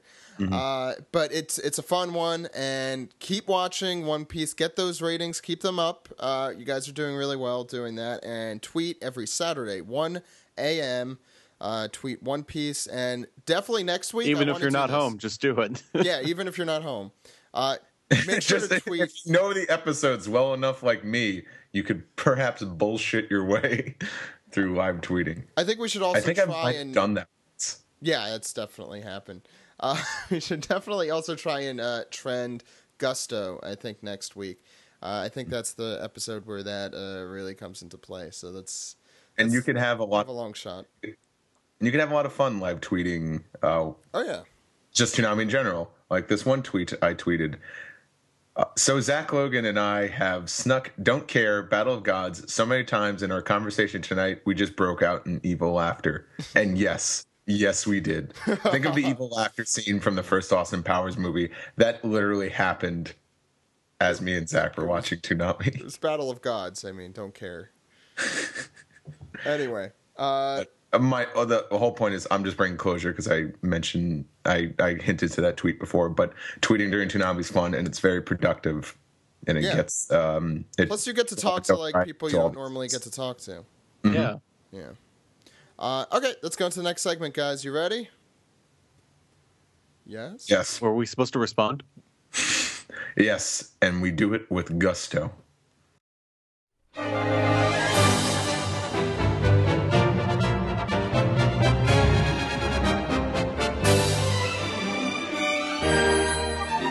This is the anime recap for episodes 637, 638, and 639.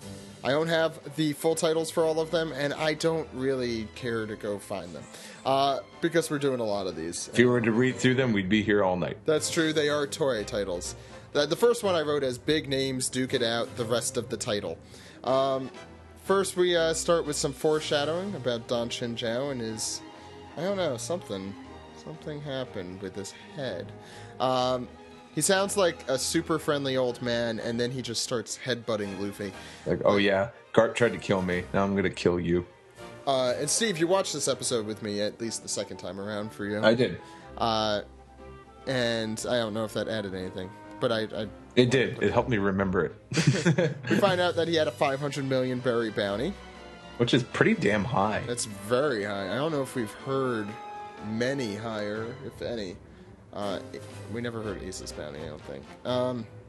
We find out that Cavendish's sword could bend when under extreme pressure. It takes a while for anything to happen there. Then Luffy punches Dan Chinzhou in the head, and he gets right up, and he turns into evil Santa Claus, which is what a lot of people... I'm not going to take credit for that. A lot of people have called him that. And I like how Cavendish is like, being born someone's grandson and stealing people's attention? Wow, you sure have a lot of bad luck. And it's like, I didn't do any of that. I'm not Luffy. That's not me. That's not me. I don't know who you're talking to. Meanwhile, Sai and Boo try and stop Dan Chinzhou. Lucy disappears during all of this, and he is hanging on the side, enjoying the match from a perched above. Now to what we're going to be talking about, basically the rest of the recap. Block B. First we have Hack. Everyone loves Hack, Steve, right? Hackman. A guy tries to hit him with a club. That doesn't do anything. Hack punches the guy. Great. Then we have Ricky. Everyone likes Ricky, right, Steve? Apparently. And Blue Gilly. We got that guy. He has giant... from the Long Feet tribe. You know. Oh, yeah, I guess that's a mistranslation. It's supposed to be Long Leg tribe, right? Yeah, so... I said... Members of the Long Feet, Long Feet tribe's different. That's where Sideshow Bob comes from. Exactly. We find out Tank was defeated by Abdullah and Jeet. And meanwhile, Bellamy defeats Abdullah. Not so much we find out as we see happens, it. Yeah. But Bellamy makes quick work of both of them by grabbing them by the upper jaw and jamming them into the ground. Then we have there's a bunch of fights happening. And obviously, we have the woman looking through her hands. Yes. We finally see her in the anime. And she has orange hair. Bartolomeo takes a piss off the side of the ring. Fan service. That's the thing. People love him. And people are excited to see that. Heel action going on right there. You got me to say it, yes. Then we have Hack versus Bartolomeo. We have a zoom in on Bartolomeo while his pants are still off, and then a zoom in on the eye to be continued. That was very cool at the end of 637. What did you think of that episode, briefly, Steve? I did like that episode. It's good. It wasn't. It was very focused. The action's been very entertaining. And I like seeing the new characters. Yeah.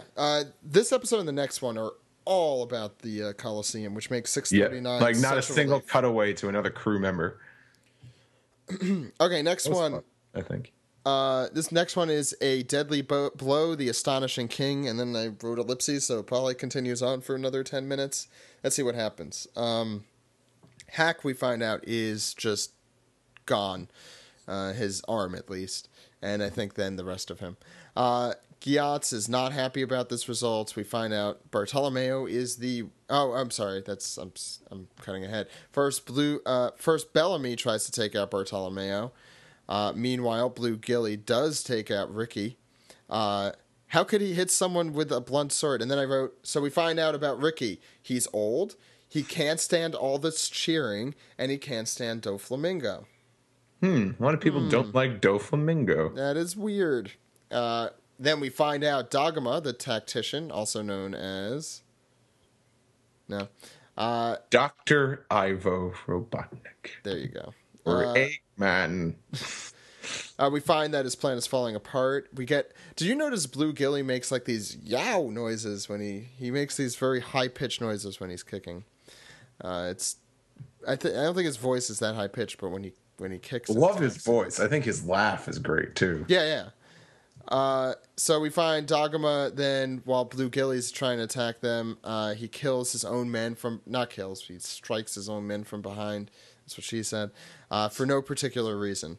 Also making sense in that. Well, he does have a particular reason.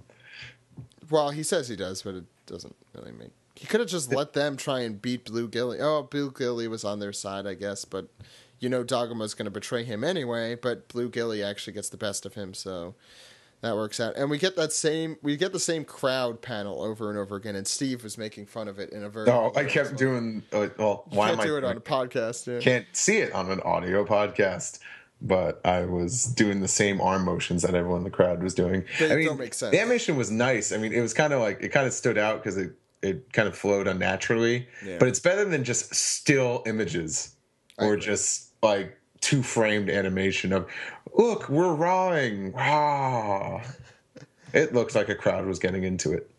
Bellamy goes after Bartolomeo, but it does not work. He just flies in the other direction.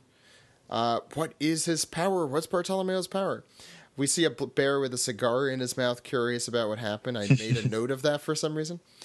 We get a spring death knock from Bellamy, which is really cool. Good animation there. We also get a shark and a pickle or something. I was about... Oh, damn it. You ruined my joke. I'm sorry. It's like, and Bellamy is in quite the pickle, and we also see quite the pickle in the audience. Fuck. I ruined your joke. I'm sorry. It's okay. I don't think the joke was already ruined when I came up with it. That's a good point. And Luffy is rooting for Bellamy for some reason. Meanwhile, now the crux of the episode, we have King of Prudence, Elizabello II, warming up, and we find out his punch is now ready now that Dagoma and everyone else has been defeated. But Blue Gilly is like taking his time to try and get Elizabello, even though he wasn't ready, but now he's ready. After the commercial, random guy is talking about him. That's all you need to know about that. After the commercial break, we take a very brief break from the Coliseum to go to the other side of the Coliseum where Frankie and Toy Soldier are talking. And Frankie asks his true purpose. And he says, do you want to know the history behind Dressrosa? But we don't get to find that out. We go back to the Coliseum. And here we go. Elizabello finally punches. Wow, Zach. I'm so... You just have me at the edge of my seat right now. No, because it takes forever. You should... Oh, so you're getting somewhere. So I cut off your joke this time. Yeah, you cut off my joke. Bellamy and... my autocorrect made that blue guy. Blue guy have been eliminated now. No, the blue guy has already is about to be taken out. So, yeah, it's a huge explosion. What happened? We find out Bartolomeo has the barrier fruit. So he's able to withstand anything, and he wins. And he says, I will dedicate the flame fruit to that person. Curiouser and curiouser. And then finally we find out that Frankie and the soldier, you're also planning on destroying the factory. And then he says, I'll tell you everything about Dressrosa. So I kind of skipped ahead there. You said the secret word. So what are your thoughts on 638? I remember enjoying it. It's been a couple weeks, man. But like I said, like I continue to be impressed with where the anime is going with Dressrosa, and the Coliseum has been very entertaining.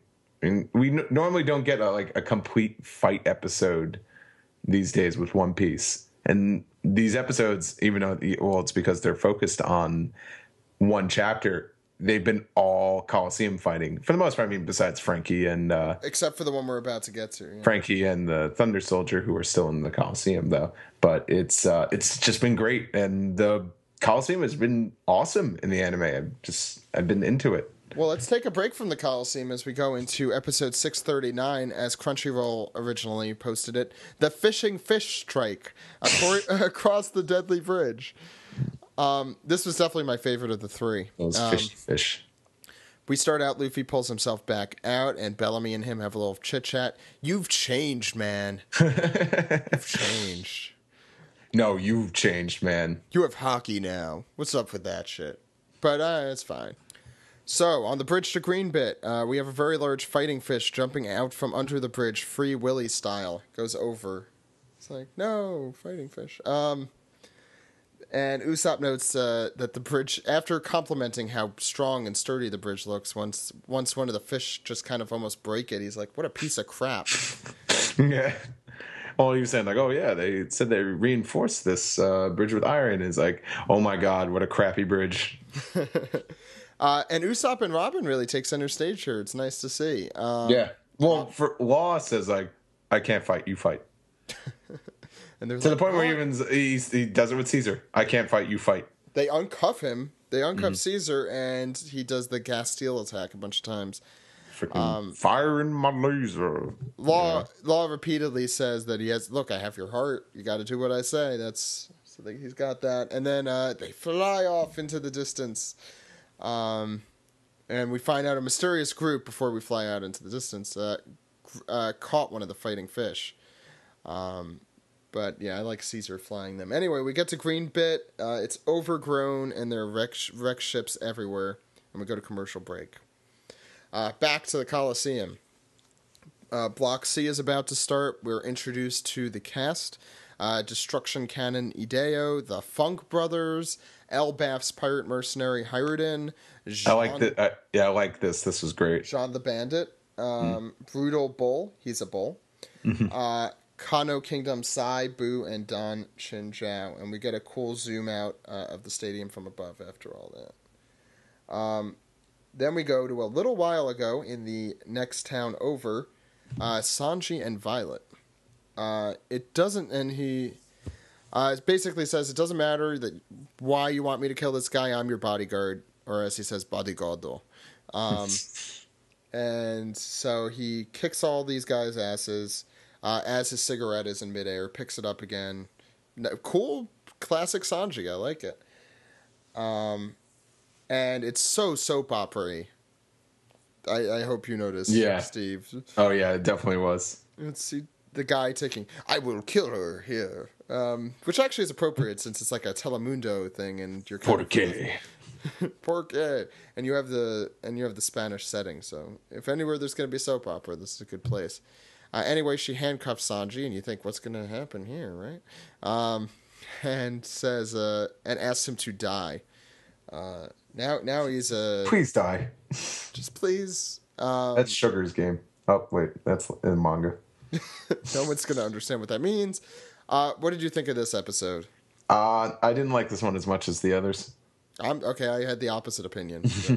I just thought the animation on the bridge, that whole part of the episode, it's not that impressive. Robin seemed to be very off model from time to time. I mean, it wasn't jarring, but it wasn't.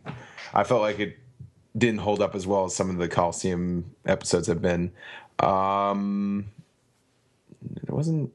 Coliseum stuff was cool. I mean, it was cool to see these new characters animated. I like their little intros. Having Gats on the anime now and just him doing the voiceover has been really entertaining. Yeah. And I really enjoyed the Sanji and Violet stuff at the end. It was clearly obvious the quality and animation went way up. Sanji got to kick some ass. I don't remember seeing this happen in the manga. I don't think that did. Yeah. I was thinking the same thing, so I'm glad I wasn't the only one. So implied filler. Implied filler. Usually, you got to respect at least. I thought it was the good effort. Implied filler though. It was great implied filler because Sanji got to look like a champ. He kicked a dude, I think, into outer space. He literally, I think that was beyond escape velocity there. Mm-hmm. I think that's safe to say. I thought it was just an okay episode.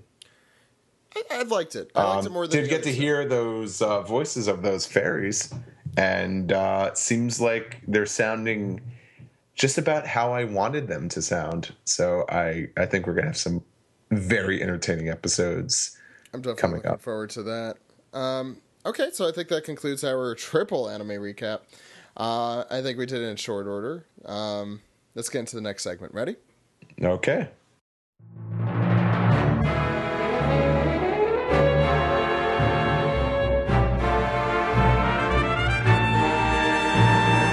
This is the Piece Together segment where we take your questions, comments, and theories and piece them together. Wow, I really didn't think of a good one there.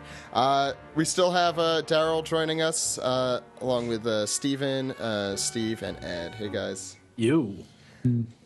Okay, so let's start with Facebook. Okay. So Tenza says, hello, there are 2 questions for you guys.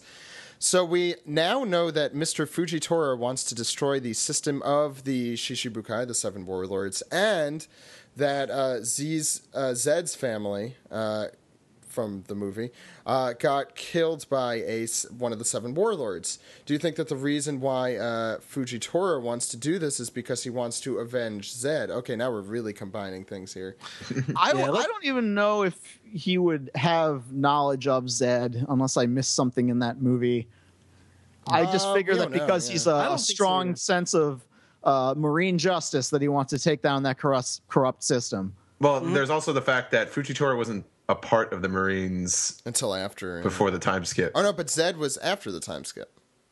No, but Zed was a part of the Navy before the time skip. Right. I don't know. I think Fujitora would never have been trained by Zed. Yeah, Fujitora was drafted.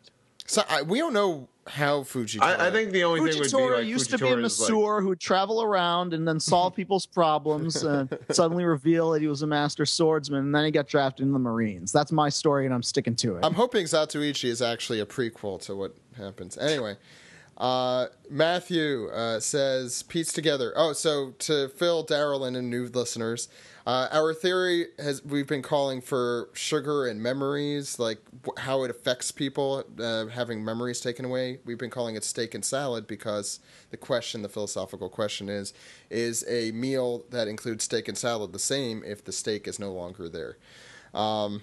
So anyway, Matthew asks, with Kiros' flashback, we learned that to the citizens of Dressrosa, Princess Scarlet was dead.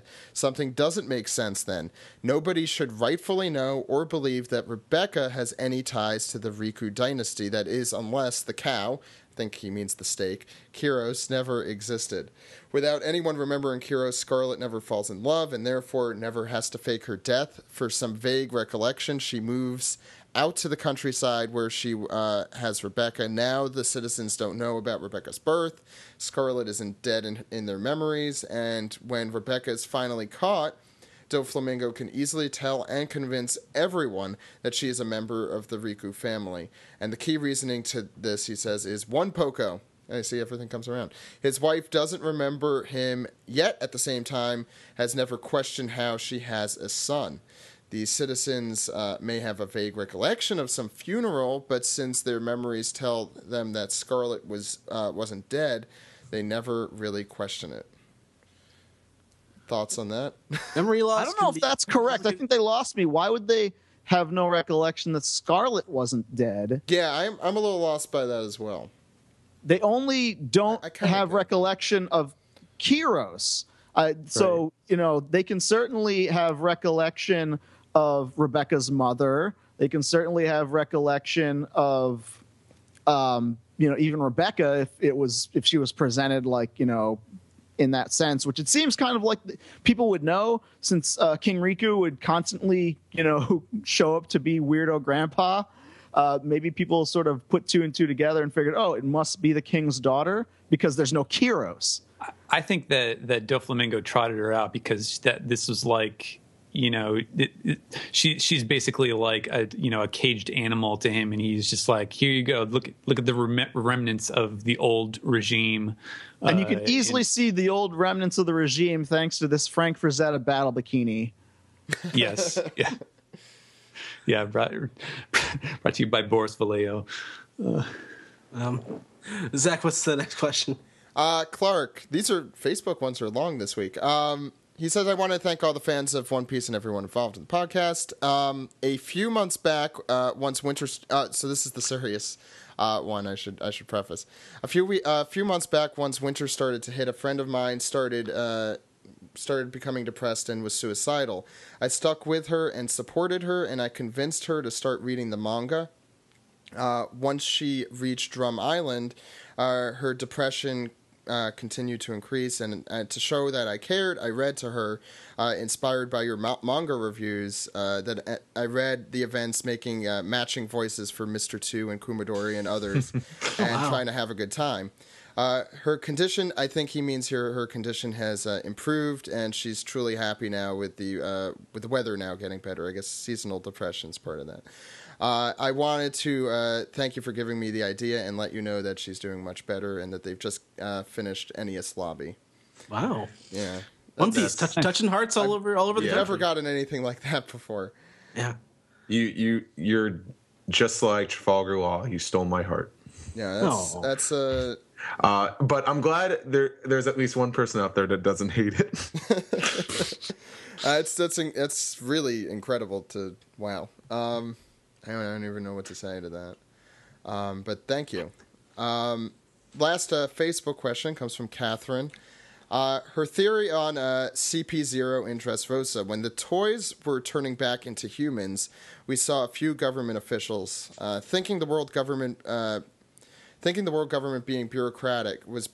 They would have records of which the government officials were to have that were at one point sent. They know, so therefore they would know that sugar's powers have effects on memories. But what about the paperwork? Catherine thinks that someone has found a stack of documents of people no one remembers going to Dressrosa. So CP0 was sent in to see what was going on there. Add a layer to the steak and salad theory. If you forget the steak but remember the salad, then later you find a receipt saying you ordered a steak and a salad. Would you remember and then you start the steak? complaining about you'd start complaining that you got charged for steak that you never had. I agree. Yeah. I agree with that. I think Also complicating this is the fact that, CP0 is ostensibly controlled by the five elders, who are the representatives of the world nobles, of which Doflamingo is one of them. So there's all this all the way to the top. Yeah, basically. Yeah. And we saw Doflamingo at the end of the war talking to a mysterious person in the government, and we know he also kind of snuffed out Gecko Moria. We don't know how or when or in what fashion. And the orders came from someone very high up. And we know Doflamingo's connection with the Celestial Dragons, so I assume he's the one commanding CP0, because there's all of these illicit and weird, convoluted connections with him and the government. I don't know. Yeah, I think, and just to address the idea of like having paperwork, I think Oda has depicted the kind of the way that the memory loss stuff works just vaguely enough to where he could use that as a reasoning, or use that as part of an explanation if he finds it useful. But he wouldn't necessarily need to, just depending on what the answer actually is. Okay, let's go to some emails. Ryan says, Oda has been throwing subtle hints at what Moria... Wow, that's a really good transition there.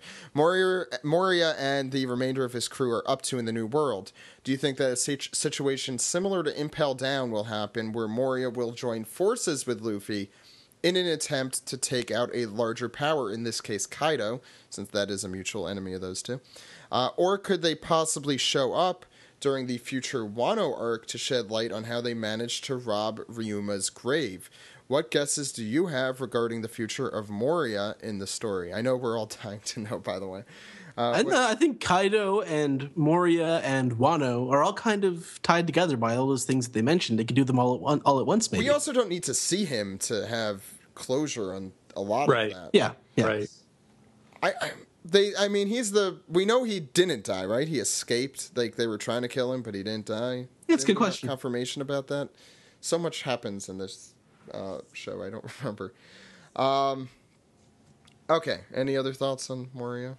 Right. I could definitely see that part of the backstory being filled in through Wano. I definitely don't see him working with Luffy in any way. There are certain villain characters that have redeeming qualities that sort of become, beloved characters on their own, like guys like Buggy, but I don't see Moria being one of them. All right. Next email comes from Ryan from Australia, longtime listener, first-time questioner. First time doing a question, as he put it. So I frequent the Arlong Park forums discussing the One Piece DVD releases, and they seem to think that the first Season 6 voyage has been delayed since the release is not found on Funimation's site.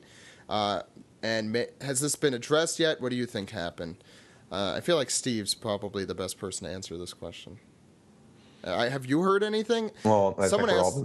Yeah. Steve. Well, if anyone would have heard anything, it would have been you, Zach. I have not. Well, we did, from what I remember, did the press release say anything about it coming out in May? I think it said July. Or was that just fans just speculating that? I could check while you're talking. Well, you better be quick, because all I'm going to say is I thought I heard May. I could be wrong. I haven't heard anything else. And we know Zed is being released in the fall. So yes, the fall. Yeah.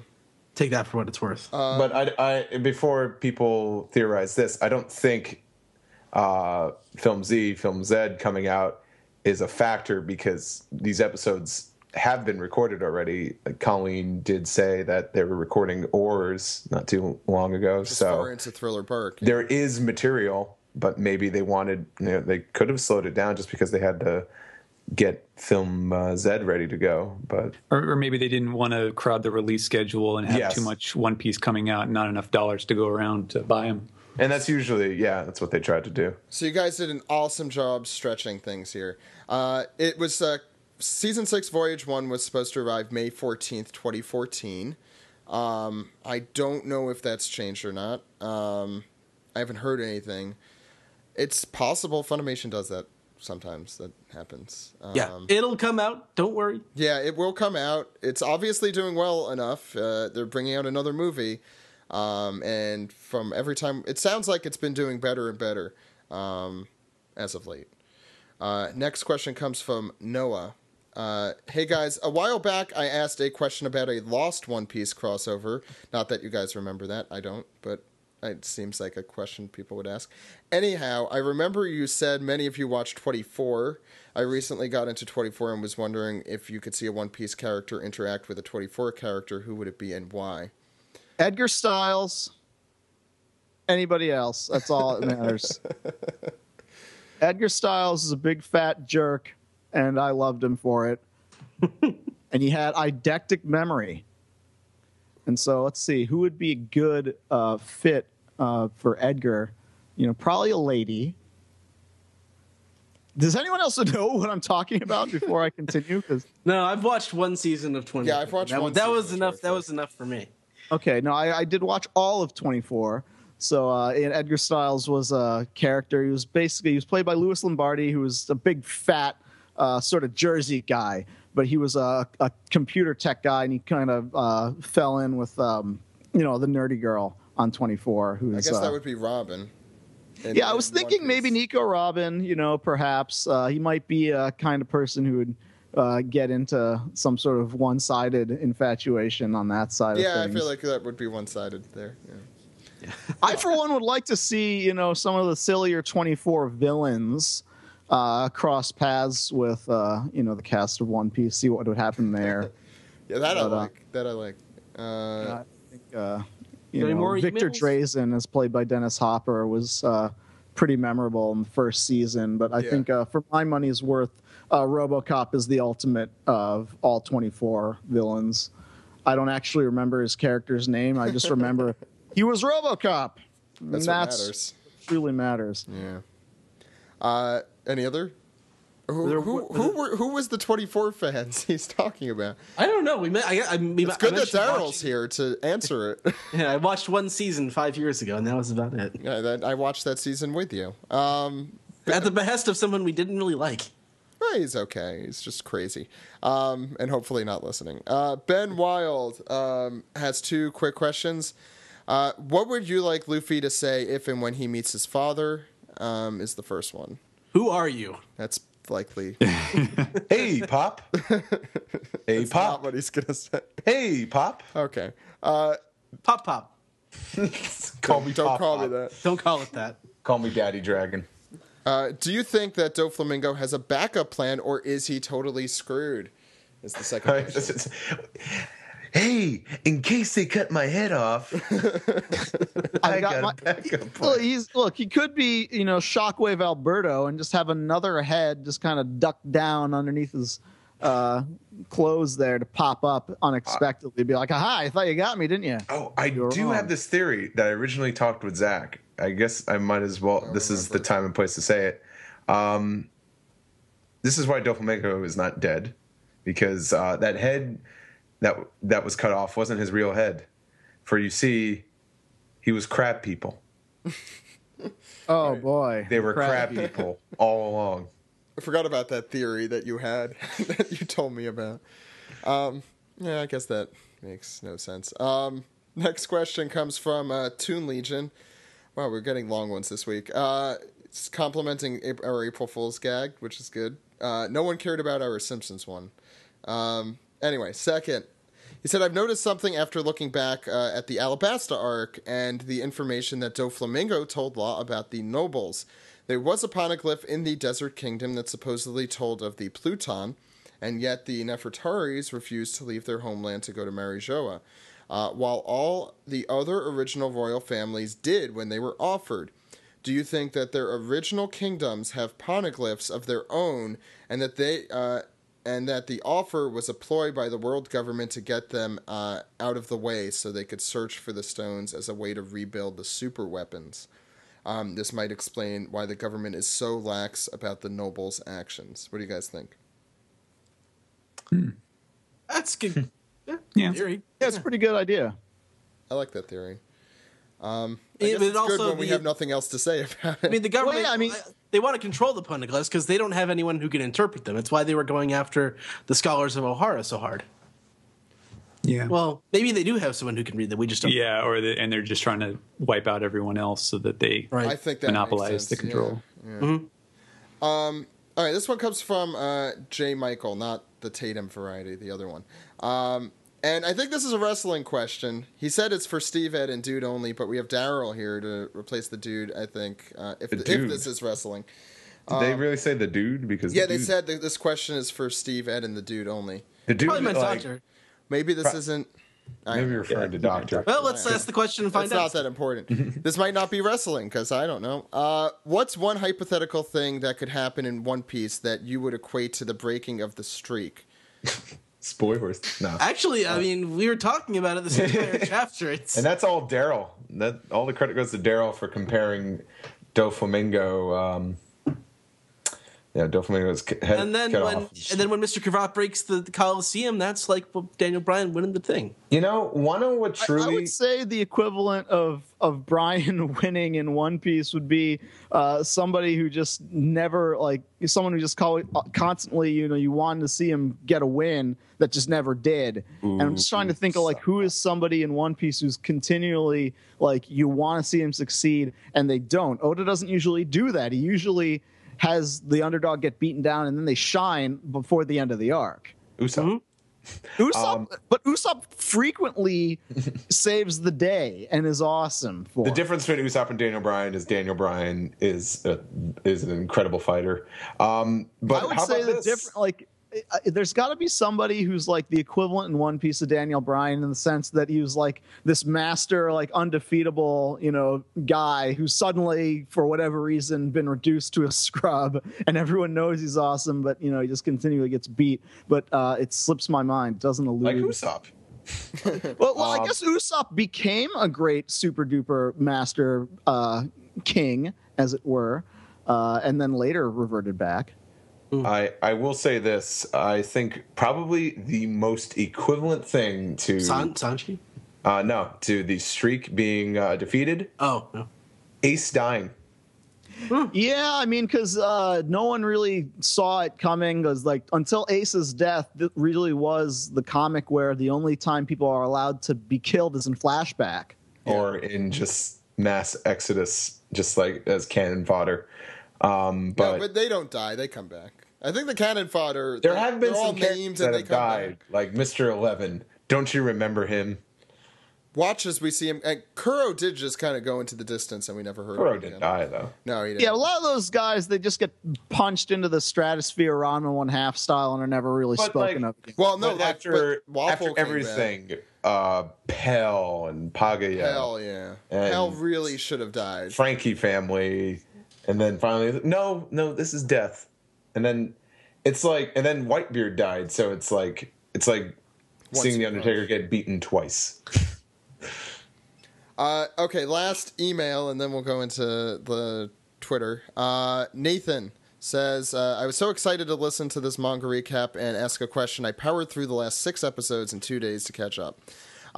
It's not really a theory, but an opinion. But I think that Doflamingo really got his head cut off because the feathers from his coat behind him are also cut, but this doesn't necessarily mean that he's dead, but I have no idea as to how he survived. He also wants to note that while sugar's power erases your existence from people's memories, the physical stuff of them, like bounty posters or statues, are still there. The same paperwork question. So, it's one of those things where it's like, this is a poster of somebody I've never heard of. Well, maybe they must be out there. I'll be on the lookout for them, but who is this? Why did I get charged for steak when I had no steak? Exactly. It's a completely, it's something to complain about. Yeah, these must be somebody else's books or somebody else's letters. I don't know who wrote these to me. It must be junk mail. Okay, let's do some Ed. Piece the tweet. It's time for Piece the Tweet, where we take our Twitter questions, comments, and theories. Ed, Lightning round. Sure. Benedict Johansson asks... the one before that I don't think we did. Oh, you didn't? Yeah. Okay. Eric Morales asks, why do you think Riku, Kyros, and Rebecca use edgeless swords? Because I guess in the sense of One Piece, morality, a hero wouldn't take a life. And then who the hell is Zoro? Zoro is just like a pirate hunter, and he's just, wrecking people left and right. But I don't know, how many of Zoro's foes, despite, being in sword fights and him subduing them, has he actually killed, despite being a swordsman? I'm trying to think. Most of the time, he knocks them down. In Dressrosa, it was the moral code that you don't kill people. Riku, right? Yeah. Yes. So that would explain why his family does it. Yeah, you have to think of what the Colosseum was before Doflamingo took over, where it wasn't to the death, it wasn't bloody. It's reminiscent of those times of peace where there doesn't need to be pointless slaughter. Good answer. Right yeah. Unless you saw Shigarui, where times of peace are why there's pointless slaughter, because people need to get their slaughter somehow in the absence of war. Well, anything that's subtitled Death Frenzy is going to have a lot of death. So. And it's I think One Funimation Piece. came up with that one on their own. And it's One Piece. Yeah, One Piece, One Piece takes slaughter and removes the S. Yeah. Yep. Oh, okay. Damn it. Jesus. Best medicine. Next question. Benedict Johansson asks, who is the winner of Grand Prix? Garp, Don Chinjao, or King Riku? I always love a multiple choice question. It's not even a challenge. Yeah, it's got to be Garp. Garp is definitely... Well, he's also the worst grandpa. So Also the best grandpa. But also the best grandpa. Grandpa time with Garp is just attaching Luffy to balloons and throwing him into jungles. Throwing him into the jungle. Yeah. He's just terrible. You learned how to be a dad from Grappler Baki's dad. The ultimate dad. Next question comes from Stacy Chen, who asks, Usopp's bounty, will he get a new one as Usopp, or will it simply increase as Soga King after this arc? I want his bounty to not increase. Yeah, I think it's saying the same. Yeah. I think it'll definitely be as Usopp because he's not acting as Soga King. I mean, who saw him do anything except for the Tontadas and Treble? And everyone who's down there now. That's a good point. Yeah, everyone. Everyone saw him. Yeah, if there's Marines down there, they're probably... Catman's down there, probably. But they wouldn't increase his bounty over that. He would have to cause some sort of, terrible destruction to the general public. Yeah. Probably. Well, that never stops them from raising Luffy's bounty and so on. Well, Luffy blows up stuff a lot. It's the crocodile one that is more of that case, but that's more. It's like, oh, he threatened the system. I don't know. I don't see it going up. The next one, Ed, do you want to go? Bart the Terrible one? Well, I was going to say, Corey Barnes wrote in to say that he was surprised his piece, the tweet, apparently, I suppose last week got such optimistic responses. I forgot what it was. Me too. So thanks for writing in, Corey. But Bart the Terrible asks, it would mean so much to me and my friends if you guys sing Brand New World, no matter how terrible. Really? Not happening. Not happening. Nope. If you want to hear us sing, I think there was an episode of Got to Anime pledge a certain amount. Right? Anime Fans Get Back had singing in it. We sang the One Piece rap. And then Stephen Bloom came in the middle of that. And saved that segment. Yeah. Why Steve? Why Brand New World, of all the things? Like, why do we have to sing one of the most boy bandish sounding songs in One Piece? Well, we are a bunch of boys. But so why not just sing We Are? A bunch of boys? Yes. We got to get a kazoo or some sort of like kazoos are shot. awesome. We do need some kazoos. I bet the dude has a kazoo. Let's do a Kickstarter to get some kazoos. Oh yeah, I bet. I don't know. You have to go down to the kazoo district. It's next to the hammock district. Oh God. Okay.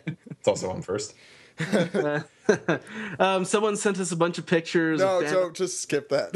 fan art with people in glasses. Hey, Anyway. you have to skip some questions. You can't do all of them. It's cute. Jürgen Pelfkat asks, did anyone else notice the I can't believe you pronounced that name. design?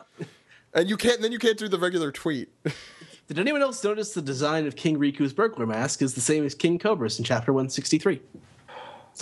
When you notice something like that, Wizard did it. No, I'd say they must have gone to the burglar mask district. Ah, yes. So Also first. He's forgetting our Simpsons quota in this week. Keep going. Milos the Creator asks, do you think the series should ever go back to the Enies Lobby style one-on-one fights? Maybe for the final Blackbeard fights. See, Milos is just assuming that Blackbeard is the final boss of the entire series. Yeah, I mean, again, there's very few people who are in line to be that final boss. But I think what I like about the current state of One Piece is that they sort of are tacitly accepting.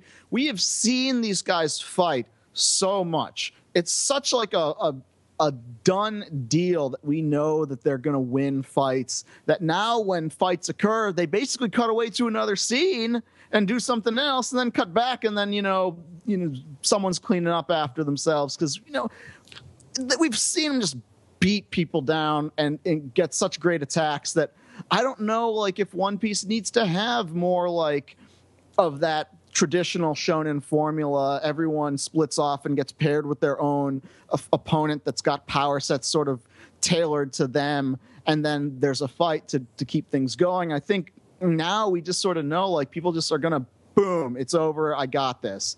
Even Strong World had that to a great extent. They just set up, just put it away, we know that it's over. And I like that, just because there's so much more to get to now besides fighting. I'd rather see villains just get decapitated right away. Like, just get that. If the villain is sufficiently like a big enough threat, I think that would make the fight more special. But it's just, we're on chapter 743 or something like that. Yep. And it's kind of hard to present somebody as a credible threat to any of these people at this point. I mean, unless you're somebody like Blackbeard or Doflamingo or that sort of guy. Yeah, we're only talking about big name people now because, like, Caesar was not a big name person, and that's kind of why we're like, oh, Luffy's going to beat him. It's going to be easy. Yep. Yeah. Mm-hmm. Jackson G asks... Now, wait a minute. You skipped over One Piece, the tweet, and you shouldn't, because this person has one of the best Twitter handles since Truckosaurus. It's from Bonestorm. And that's at Bonestorm with a 0 instead of the O. I did not see that one. Do you still see it now? Do you see it now? No, I don't. Okay, I'll read it. I see it. He asks, who will donate his leg for Kiros? One-legged flamingo, anyone? Yeah, get it. Because they normally send him one leg. Yeah. I was going to say Jinbei. Jinbei shows up again. Take my effing leg. It's not food. Someone's been watching Game of Thrones. Ugh. Yeah. All right, next one then. Yeah. Jackson G asks, any manga scenes expanded on or filler scenes you'd like to see in the anime? Thoughts on how you'd like it to be done? Fights. I still want to live in a world where there is no filler, but since I live in a world where there has to be, the things that are kind of glossed over normally are the things that you kind of are more interested to see more about. Why does there have to be filler? Why can't One Piece just take 13 weeks off? I think it should be seasonal. It should be, a 13-episode season going through, I guess, the year's worth of One Piece. But Japanese television they need to keep their slot. Whatever it is, 8:30 a.m. on Sundays when everyone is like running to the television. You would think that if they would just alternate between One Piece and Naruto and the like, that you Dragon could, Ball you could do that. You could pull it off. That you wouldn't have to have these long, arcs where there's no character development or no advancement of plot. It's just general hijinks in a forgotten island or what have you. Well, now unfortunately, never seen again. Well, unfortunately, One Piece now doesn't even have those. They just throw it in the middle of stuff that real right. Stuff. They mix it in. They do it like how Fist of the North Star used to do it by it's got pros interspersing it throughout the actual content and making things just take that much longer to be told. So you wonder, well, the heck with this, I'll just read the manga instead because it's faster and better most of the time. Although I love the voices and I love the voice acting and the music and the fact that when there's motion and movement to the fights, you can see what's going on and figure out what is actually occurring much easier in the anime relative to the manga. A lot of times, when Oda goes wild with some of these action scenes, like it just explodes off the page into a mass of lines and insanity, and you're like, whoa, what just happened?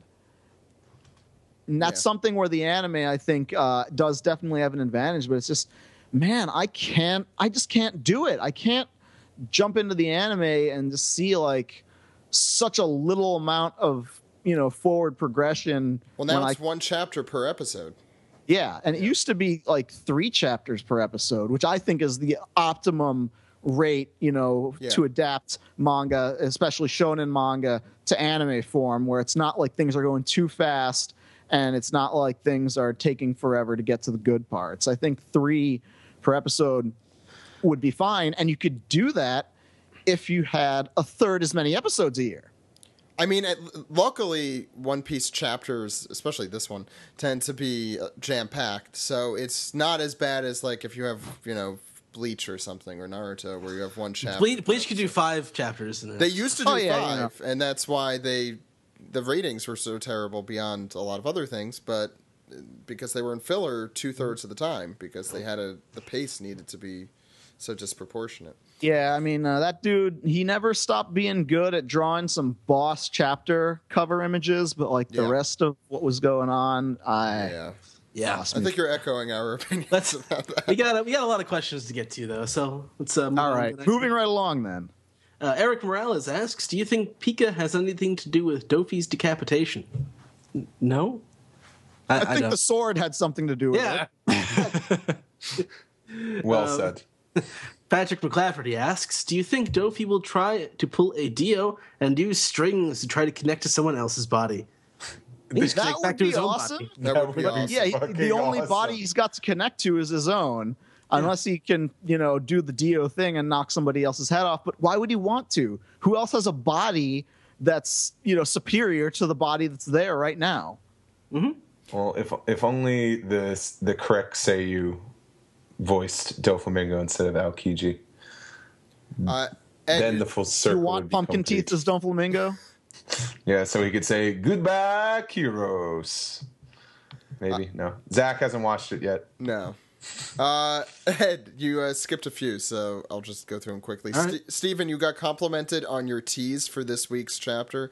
Yes, I noticed actually like half a dozen people made comments along those lines, and none of us got it because obviously who could predict this happening? Yeah, right. This is all part of my plan to make everyone listen to my comments twice as hard as anyone else's because they think that there's going to be hidden stuff. So for all of you who are listening, pay attention to the numbers 7, 8, 17, 23, and 45. I thought you were going to do the lost numbers, but that's not what that is at all. all. That was my joke. Okay, and Connor also asked, when the crew leaves Dressrosa, how do you think they're going to get to Zoe? He thinks Bartolomeo is going to give them a ride, which would be awesome to watch. But what do you guys think? No opinions. Yeah. It's a as Ed would say, it's a cromulent theory. Yeah. Okay, now you can continue it. Okay, Gwen Montesinos asks, with Burgess destroying the Coliseum, Mr. Cravat destroyed the Coliseum, will this affect the tournament and winning the Maramara fruit? I don't know if anyone is really going to get the fruit by way of winning the tournament. I think it's just, I got the box, therefore I won the tournament. It's kind of like a tautology. It's like that old remember Christopher Titus, a comedian from like 10 years ago. It's like we went to the father son picnic. We don't have the trophy. We didn't win the trophy, but we have it in our possession. Let's see there. Next question comes from Ichiban Kenshin, who asks, maybe we will see Luffy and Sabo fight Doflamingo, kind of like Ace and Luffy did at Marineford, #sabotage. Sabo being Mr. Cravat. Yeah, I like that, but I don't see it happening. Yeah.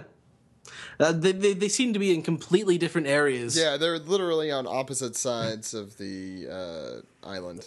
Of the capital. Sure. Yeah. James asks, bets on whether or not we get the Avril Lavigne songs for Film Z. Top priority. Yeah. Top priority. Hopefully not.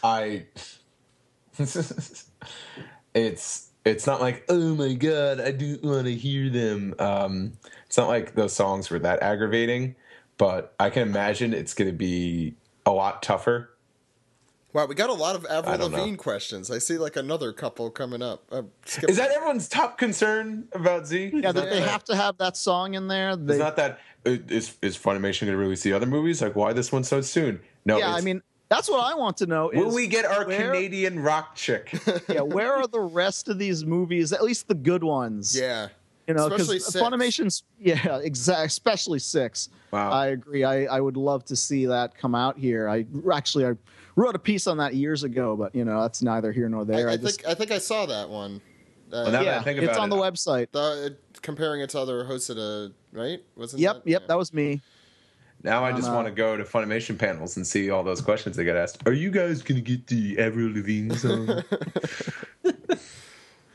Well, we live in a world where Crunchyroll did get to retain Roundabout, so anything is possible. Oh, yeah, that's right, because I haven't watched part 1 yet. I just watched Stardust Crusaders, so sweet. And Funimation had the Oasis song for Eat Into the East for 1 episode, so that's something. Mm-hmm. I think it all depends on physical releases. I think it all depends on how much they really care about getting those Avril Lavigne songs, like if they're willing to put money into it. Mm-hmm. Go ahead. Okay, next question is also from Ichiban Kenshin, who is thanking Steven for giving him a heads up from last week's manga. Yep, that's appropriate. Keep going.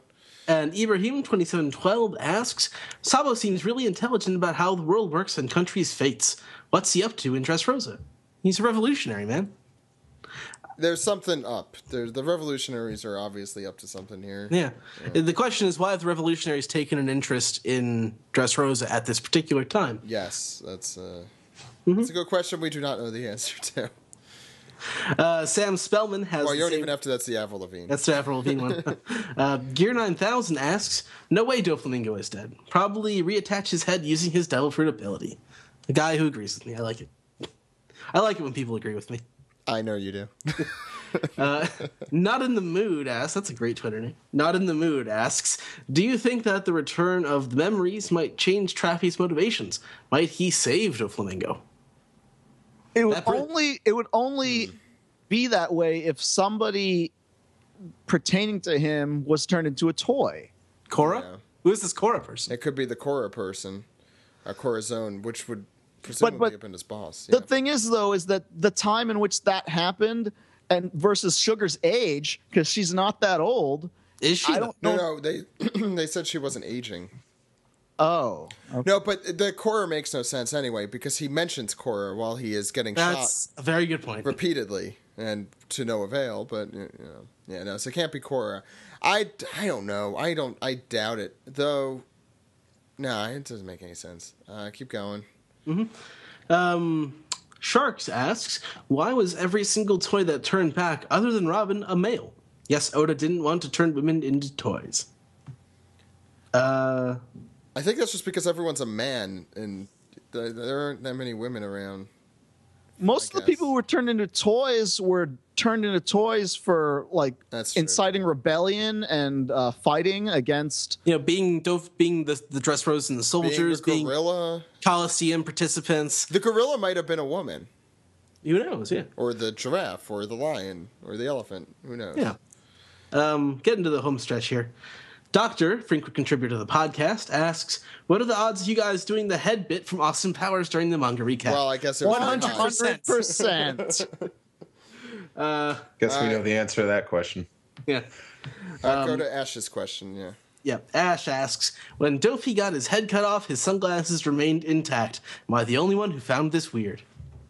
Why would they fly off? The only reason that his sunglasses would fly off would be if this was a Tetsuo Hara manga, in which case any fatal trauma to the body, no matter what it's delivered to, causes your eyeball to pop out, which would in turn cause the sunglasses to fly off. However, Oda is not directly influenced by Hara nearly as much anymore as he was in the early days of One Piece manga, so I think the sunglasses must stay on. You know, it's a good thing we have you on so we can make references to anime, because that's something we clearly do not do. Tetsuo Hara was the manga artist for Fist of the North Star, which certainly Luffy certainly has got some moves in his repertoire reminiscent of Kenshiro. A lot of Fist of the North Star references made tonight. But my theory is that the glasses could have flew off if also his nose and his ears were chopped off at the same time.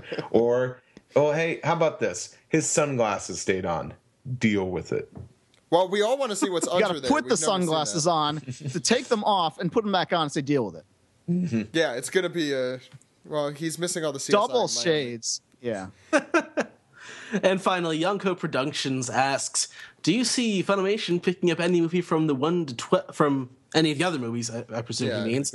I think Hosoda's a big name now that they could definitely release that one.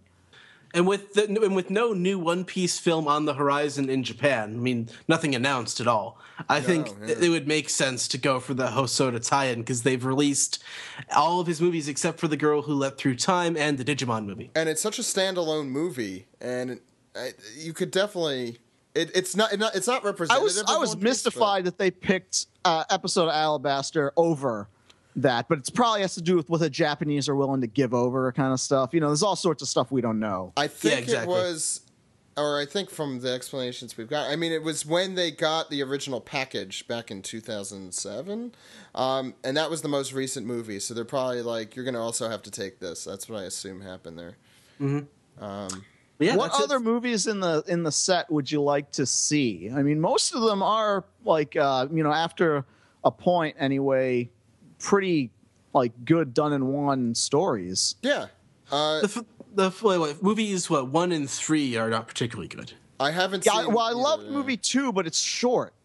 Yeah, it's only like an hour long. Those were short, but they come with that's the one with the dance carnival. The dance carnival one. Yeah. Right. Dance carnival. There's also Baseball King and Soccer King. Oh yeah. Oda did he do a voice, or he just had a character based off of him? He was the announcer. Was it his voice, or was it just? Yeah, it was his voice. Oh, okay. Mm-hmm. That would be cool to come to the United States. Definitely. The ones that I really want to see released here. I've never seen 9. I'm kind of just holding out at this point. I'm hoping they release it. I don't feel like going out there and trying to get it, through other means. 6 obviously is just. I really love that movie. 4 I think is a like a One Piece representative movie. It's just like. I don't know, just like a normal. Not the Clockwork one, or that one's it's the one with the candy guy.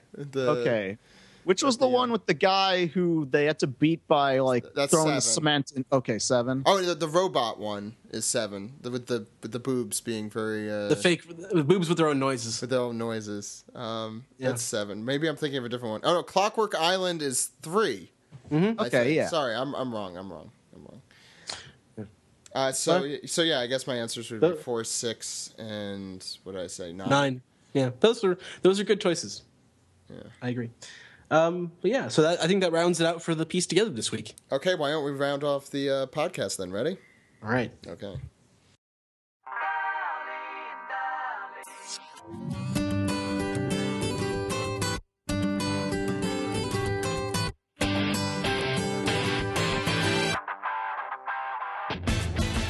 This has been the Unofficial One Piece Podcast, episode 312 for the week of Monday, April 7th. Good episode this week. Really in-depth discussions on the manga and a lot of piece together this week. I'm kind of glad we forgot to do Reddit because that would have added an additional half hour.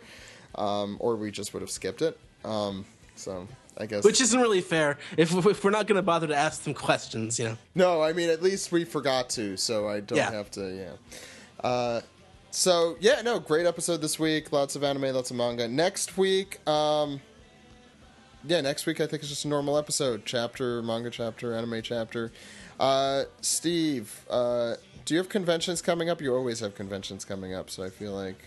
Yeah, I do. Yeah, there's April is my busy month. I got 2 more cons. Awesome Con in Washington, D.C. That's April 18th through the 20th. You can see me and the dude. He will be my table dude for that weekend. Is that what it's called? Yes, table dude. Damn. And then a week after is Anime Central in Chicago, Illinois. I will be there May 16th through the 18th. Also be hosting the One Piece podcast panel. And just announced today, special edition New York City. I will be there in New York City, June 14th and the 15th. What's going on June 14th and the 15th by chance? Special edition NYC. Oh, is that a con? Yes. Oh, okay. Okay. That's why I mentioned it. I thought you were hinting at something. It's a weird name for a con. Edition of what? I assumed it was wrestling. Special edition of New York Comic Con. Right. You did tell me about that. I forgot that they had that auxiliary New York Comic Con. Here on the One Piece podcast. This is a shoot. This is not a work. Daryl, what are you going to be up to, or what are you up to now? Well, I am, of course, always sporadically releasing episodes on my own podcast, Anime World Order. Very different style of approach than you guys. I love that there's podcasts such as yours that exist to chronicle what's going on in the moment of specific shows, going into way more detail. We're a little more, eclectic in our picks. I am either writing things for Otaku USA magazine or doing reviews of little older shows mostly, or self-contained movies, other TV shows and the like. Check it out over at www.animeworldorder.com. I'm also pretty heavily active on Twitter at Daryl Surat. That's DARYLSURAT. And in the event that some of you got a kick out of all my pointless professional wrestling jokes, I do watch wrestling. I pick 2 hours a week in which I pick things from Japan, things from the independent scene, lesser-known stuff than just the mainstream WWE things, and I run that over at www.psp-tv.com in the channel of Doom, as it were. I always post links to it on Twitter. That's only for turbo nerds, so feel free to disregard. I only have about 8 people who care, but that's all I need, because that's what fandom's about, is finding the crazy thing that you're into and then going on the internet and finding those few other crazy people who are just as into it as you are. What a good description about podcasting. That's exactly how I would Well, that's the nature of podcasts. I mean, that's why when we started AWO back in late 2005, that's basically was the state of it. Though, do take solace that you guys have released roughly double the amount of episodes that we have in half the amount of time. Yeah, I was going to say. We were really crazy at the beginning, though. We did 2 times a week. Well, Zach, you were unemployed at the beginning. Let's not talk about that. Ed, how could the good people out there contact us?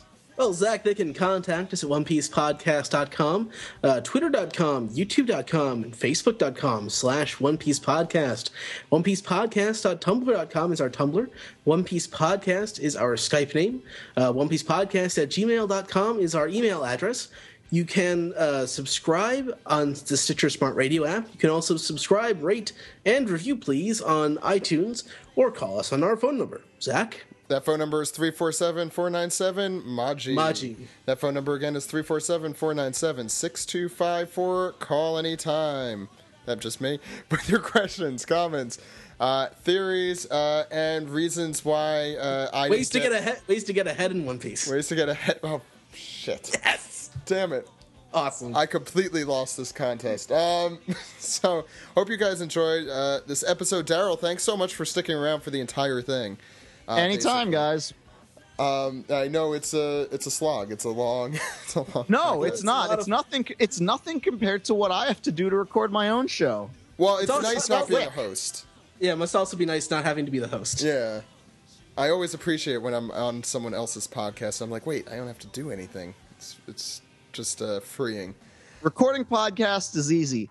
Editing podcasts is hard. Oh wait, that's what I have to do for the next 2.5 hours or something. Don't dwell on it, Zach. Let me go do that right now. So, for the unofficial One Piece podcast, my name is Zach. My name is Ed. My name is Steve. And I'm Daryl Surat from the Anime World Order podcast, which is not the unofficial One Piece podcast. What? Anyway, we'll see you next week, everyone. Goodbye. All right, bye-bye.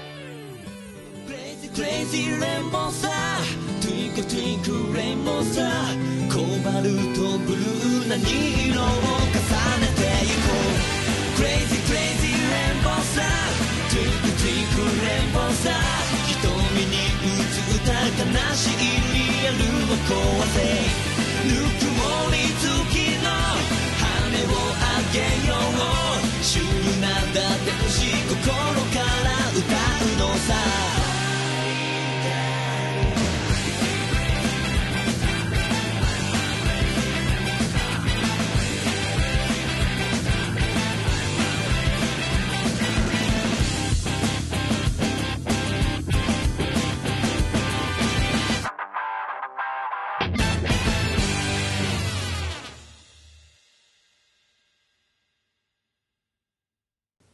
So, for the unofficial One Piece podcast, my name is Zach. My name is Ed. My name is Steve. And I'm Daryl Surat from the Anime World Order podcast, which is not the unofficial One Piece podcast. What? Anyway, we'll see you next week, everyone. Goodbye. All right, bye-bye. What? What? What? What? What? I'm gonna get in my pickup truck, listen to the One Piece podcast, ask a piece to tweet. I don't know where it's shit or why my watch. I'm bamboozled and flabbergasted because Zach is lollygagging and not stopping the recorder. Swig Zach, a you beer. don't fumble fuck around, stop recording the podcast. Swig a beer for the One Piece podcasting man. Well, that's funny. No, what I fuck. Let me just do that again.